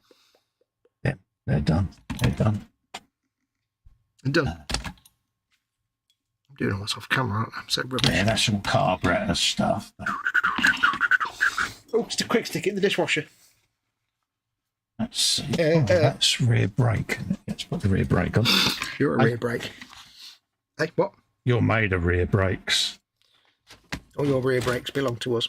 That's part of the rear brake. 58, 59, 59. And then we'll finish this too, then. 58. You've done well tonight, mate. I built an entire big cheese boy. Yeah, pretty much got a bike that's ready for paint. Really? Bloody hell. Yeah, it's all in its component parts. A little bit of de-seaming to do on the fairings. Ain't fussed about that at the moment, but pretty much all the ancillary parts are left on the sprues. They're all ready for paint. Engine's ready for paint. Swing arm. Ancillary, you say? Yeah, so... Using all the posh words tonight, aren't you? I know. I thought I swallowed the dictionary, mate. Can you tell? Good, man. It's good. Yeah, I'm not mispronunciating anything, mate. Yeah, just thought I would lull you out of that false sense of security. Stop talking now. You're having a wibble, you are, aren't you? Stop talking now. You've got a lip out, haven't you? You have. No. Could tell. I've got the looking for a part on the sprue lip. Show me on the dolly where the horrible Festa hurt you. Come on. It'll be on the pronunciation part. Face and give is all I'm saying. I'll clean that up. In my mind, I'm giving you a Gibbs slap. Oh, you're giving me a Hibs, are you? Yep. Oh, you've got a Hibs. I'm giving you a Hibs slap. Yeah, I got a Hibs look earlier on, actually. I can't remember what it was. What did you do? What did you do? Are you still in the good books, I take it? Yeah, it was something. Wait, hang on. You got a look for doing something, but she didn't tell you what it was you did. I can't remember what it was, mate. Trying to remember what it was for. Ah, right. See, all right, I got you. Yeah. I thought you didn't know what it was. No, bloody forgotten already. It obviously wasn't that bad. Obviously wasn't that bad, but yeah. Yeah. But it was definitely a Hibs look. It was like, okay, I'm venturing off. Yeah. I'm just sidling off back into the safe zone now. What was it? It's going to bug me now. I'm not going to ask because I might get another Hibs look. I think what you need to do is make a little sound card, like a little button. And then whenever you get that look, you just kind of press the button. It goes, and you just go in that. You just back away into your room, like little alarm going off. Yeah, I'm stepping away, love. Don't worry. Yeah, have one of those in your pocket sound things. This vehicle is reversing. Yeah. I always see that Homer Simpson meme where he disappears into the hedge. It's like, yeah, that's into the hedge. That is so me. It's like, yeah, I'm just going to disappear into the hedge. I'm just going to stay over here where I'm wrong. Yeah, it's going to sit in the corner where I obviously belong. On the consequence side, on the other side, though, of course, H should just walk around with a little screen. And whenever she needs to give that look, it just plays the little meme, the little gif of President Bartlett just saying, just stand there in your wrongness and admit that you're wrong. Oh, yeah. See, that's Or- H is Bartlett's missus, the way she just used to look at him and give him that. You may think you're in charge look, but actually it's me that runs the show. That is so me and H. That is. Don't kid yourself, love. Yeah. You ain't the one in charge. Like Bartlett thought that he was in control. It's like, yeah, you wait till the missus comes in. It's like, Yeah, just because you're the president doesn't mean you've got any kind of responsibility or in charge at all. That's why I like that series, because when I watch it, I go, yeah, like that would happen. And she's like, look at you thinking you're in charge. Yeah, all right, love. But then I can sometimes see H sitting there going, oh, God, am I still here? I'm sorry. Yeah. Oh, God, I'm sorry. Am I still here? A lot of warp stone on this dude. I'm going to have fun painting At the time she slapped her forehead and gone, why? Why? Oi, oi, oi. That day you said, shall we meet up there? Why did I just not get on the bus that day? I'm like, oh, really, love? You don't mean that. And she just looks at me and goes, Don't even go there. yeah, fat boy. it's when you get that awkward silence, don't you? And I'm like, you don't mean that, do you? you don't mean that, love, do you? Crickets. I'm like, I am still here, you know. And then she goes, yeah, I know. you know I don't, love. And I'm like, that didn't sound exactly convincing, did it? Yeah. Yeah. Edward says, chassis. Yes. Don't even make me come over there and get medieval on your backside. Yeah. Oh, yes. King two more Dick to do. Customs is a great TV show. And the guy on there says chassis. And yeah. He's banned. He's banned now.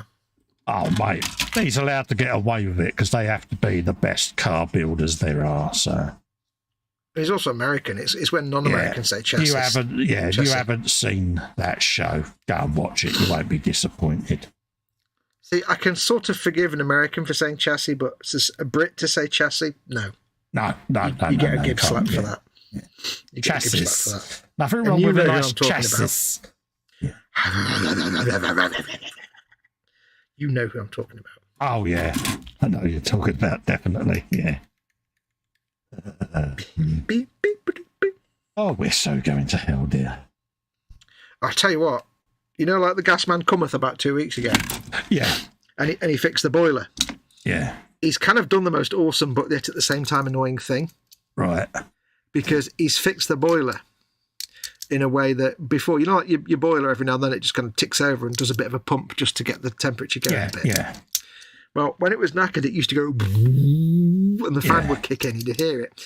Now, whenever it does that, it makes the noise of the floating interrogation droid from Star Wars. Oh, right. Yeah. But it kind of goes woo, like kind of woo, but without the noise. It's like half the sound of. So all I can hear when I hear it go is a floating droid coming towards me with a big needle or a syringe or something. Bye, Edward, by the way. I just wanted to interrupt there and say goodbye to Edward because he's saying care, night, Edward. everyone. You take care, Edward. Good Nacht, meine Freunde. We'll be headed off at 1:30 anyway, folks.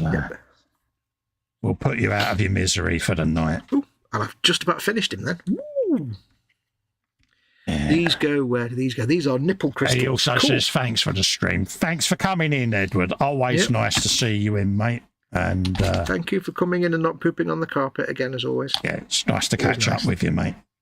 It's nice when people don't poop on the carpet. Absolutely, mate. I'm putting crystals in this guy's nipples. Oh dear. It seems like the right thing to do. Warpstone crystals, nipple crystals. No, You're a nipple crystal. I've bent his nipple. I'm interfering with a rat's nipples. Did you know that rats are ticklish? No. And that if you tickle them, they giggle? There was a researcher who was doing some work with rats, and she discovered that if she tickles their bellies, Yeah. and they're receptive to it, you know, if they're not in the mood, they're not in the mood. But if they're in a silly mood, you can tickle their bellies and they love it because they follow the hand around chasing it for more tickles. Oh, But they right. actually Yeah. they let out these really quiet little giggles, and you can record them. It's quite There you adorable. go. Hey, And there's folks, film of it. you're learning all the things tonight. Yeah, there's film of her. She was tickling. She'd pick up the rat and turn it over and put it on its back, and then tickle its belly, and you'd hear it laughing. Yeah. And then she'd move the hand away, and it'd run after the hand for more. Oh, wow. He'd be like, "No, I want more tickles." But she said if you put it in a lab environment where it's like, it's not receptive to it then, so it doesn't really laugh as much. But if you're in a place where it's all at ease and it's relaxed and you're just fussing with it, yeah, you tickle its belly and it laughs and giggles and comes from tickles. I'd like a rat. Rats are cool.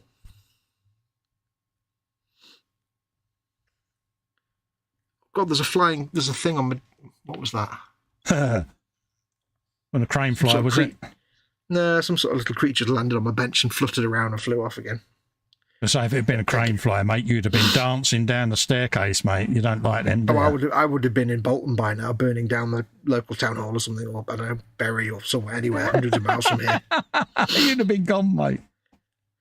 He's like, why'd you burn down Bolton Town Hall? You don't even live in Bolton. Well, I just know. I'll never forget that time. It was in one of these, wasn't it? It was like, gone. It was like, yeah, crane fly. It's like a really big, come here. It's like a... I must try and remember to put my netting up this year. There you go. No, it flew off. It's like it's not a mosquito. It's like a really big fruit fly about that big. I think it's on its last legs because it was walking up my finger. Right. That is one Storm Fiend finished. Oh, happy days. Well done, you. Yeah, I've got two more of them to do with different weapons and stuff. Yeah. Because it's 20, I get 20 clan rats, 3 storm fiends, a grey seer, and a catapulty thing. Yeah. Happy days. That's going to be a lot of painting for that, dude. That is, mate. I'm not sure how to paint the fleshy bits, but we'll figure that out. Paint them out you choose, mate, at the end of the day. No, I mean, actually the technique to paint them, because I've never really painted big fleshy bits before. I'm quite pleased with the bindings covering up the ankles, the seam on the ankles. That came out quite nicely. It just fits in with the rough and ready look. That's the job, doesn't it? But I don't like the dude on the back with the brain. You've done well. You've concealed that well, mate, that you don't like him. I don't like it when brains are exposed. It's not a natural thing. Pulsating bulbous brainage. Ooh. Don't mind it doing it on the inside, but not on the outside. Yeah, it's like brains maybe it's funny, if you listen to the Skeptic's Guide to the Universe podcast, one of the hosts, Jay, he doesn't accept that brains pulse. Oh, right, yeah. And his brother's one of the other houses, his brother is a neurologist. He's like, yeah, no, the brain actually moves. Oh, it pulsates. It pulses with your heartbeat, doesn't it? Yeah, so if you open up the skull, he's like, no, it doesn't do that. He said, no, it doesn't. No, it doesn't do that. My brain is not pulsing in my head right now. No, I refuse to believe that. Yeah. My brain doesn't do that. He's like, okay, Jay, okay. Yeah. No, my brain doesn't move at all. Doesn't anything, nothing. Yeah, no. it does. Yeah. So I'm doing well. I'm enjoying building these. Yeah, I was going to say, you seem to be getting a few done, mate. Well, the beauty of the little clan rat is each clan rat is basically a body, an arm, and the other arm, and that's it. It's 3 parts. Yeah. So happy days. But I'm just building up my stash. I'm not painting them right now. I've got other stuff to build yet. I just need to get stuff built and out of the way. That's what I'm trying to do at the moment. I just want to binge build stuff, get it all done, dusted, and because I can then reevaluate where I'm going long term with what I build and how I build it, and And I can recommend if you're out there and you've got a stash of kits to build that you can build up before you paint them, just get yourself a good little a selection of audiobooks or your favourite podcast. Just sit down and build them. Get one built, then move on to the next one, because it's a good way to spend a whole weekend. Oh yeah, I just have my playlists going in my ear holes, mate, and I'm well away. I've listened to the same audiobook about 42 times now. Yeah. Because it's so good. I just, so... Yeah. Right, folks. It is now 3:30, so we're going to head off for the morning, should we say? Yeah. Massive, big thanks to you all. In case you wonder what I've done, is all of that. That's pretty much an entire bike ready to go. So I've just got to let the glue go off, and then I can come back and do all the seam work. So I'll be fettling that off camera.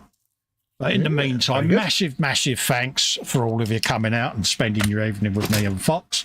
Big thanks to Fox for the support over the last month. It's, meant a lot. Pleasure, treasure. big thanks to you, mate, and big thanks to everyone that's reached out and inquired after me as well. It really does mean a lot, and it's because of that I'm sat here now doing this, because I was tempted to walk away and hide myself in my own little mental misery, and yeah, so. But anyway, I will hopefully see you all on a Sunday with Dangerous. So until then, we will bid you all farewell. Massive thanks for the super chats, for the people that took the time out to put their hand in their pocket. It helps keep this channel going, folks. And you can Patreon. Yeah, I was just about to, mate. No, I'm telling them, don't forget Patreon. Yeah. So, yeah, you can support us on patreon.com/Festa67 as workshop, or click the join button below. So, massive thanks, and we will see you all on Sunday, folks. Yep. Take care, everyone. Bye for now. Adios, amoebas.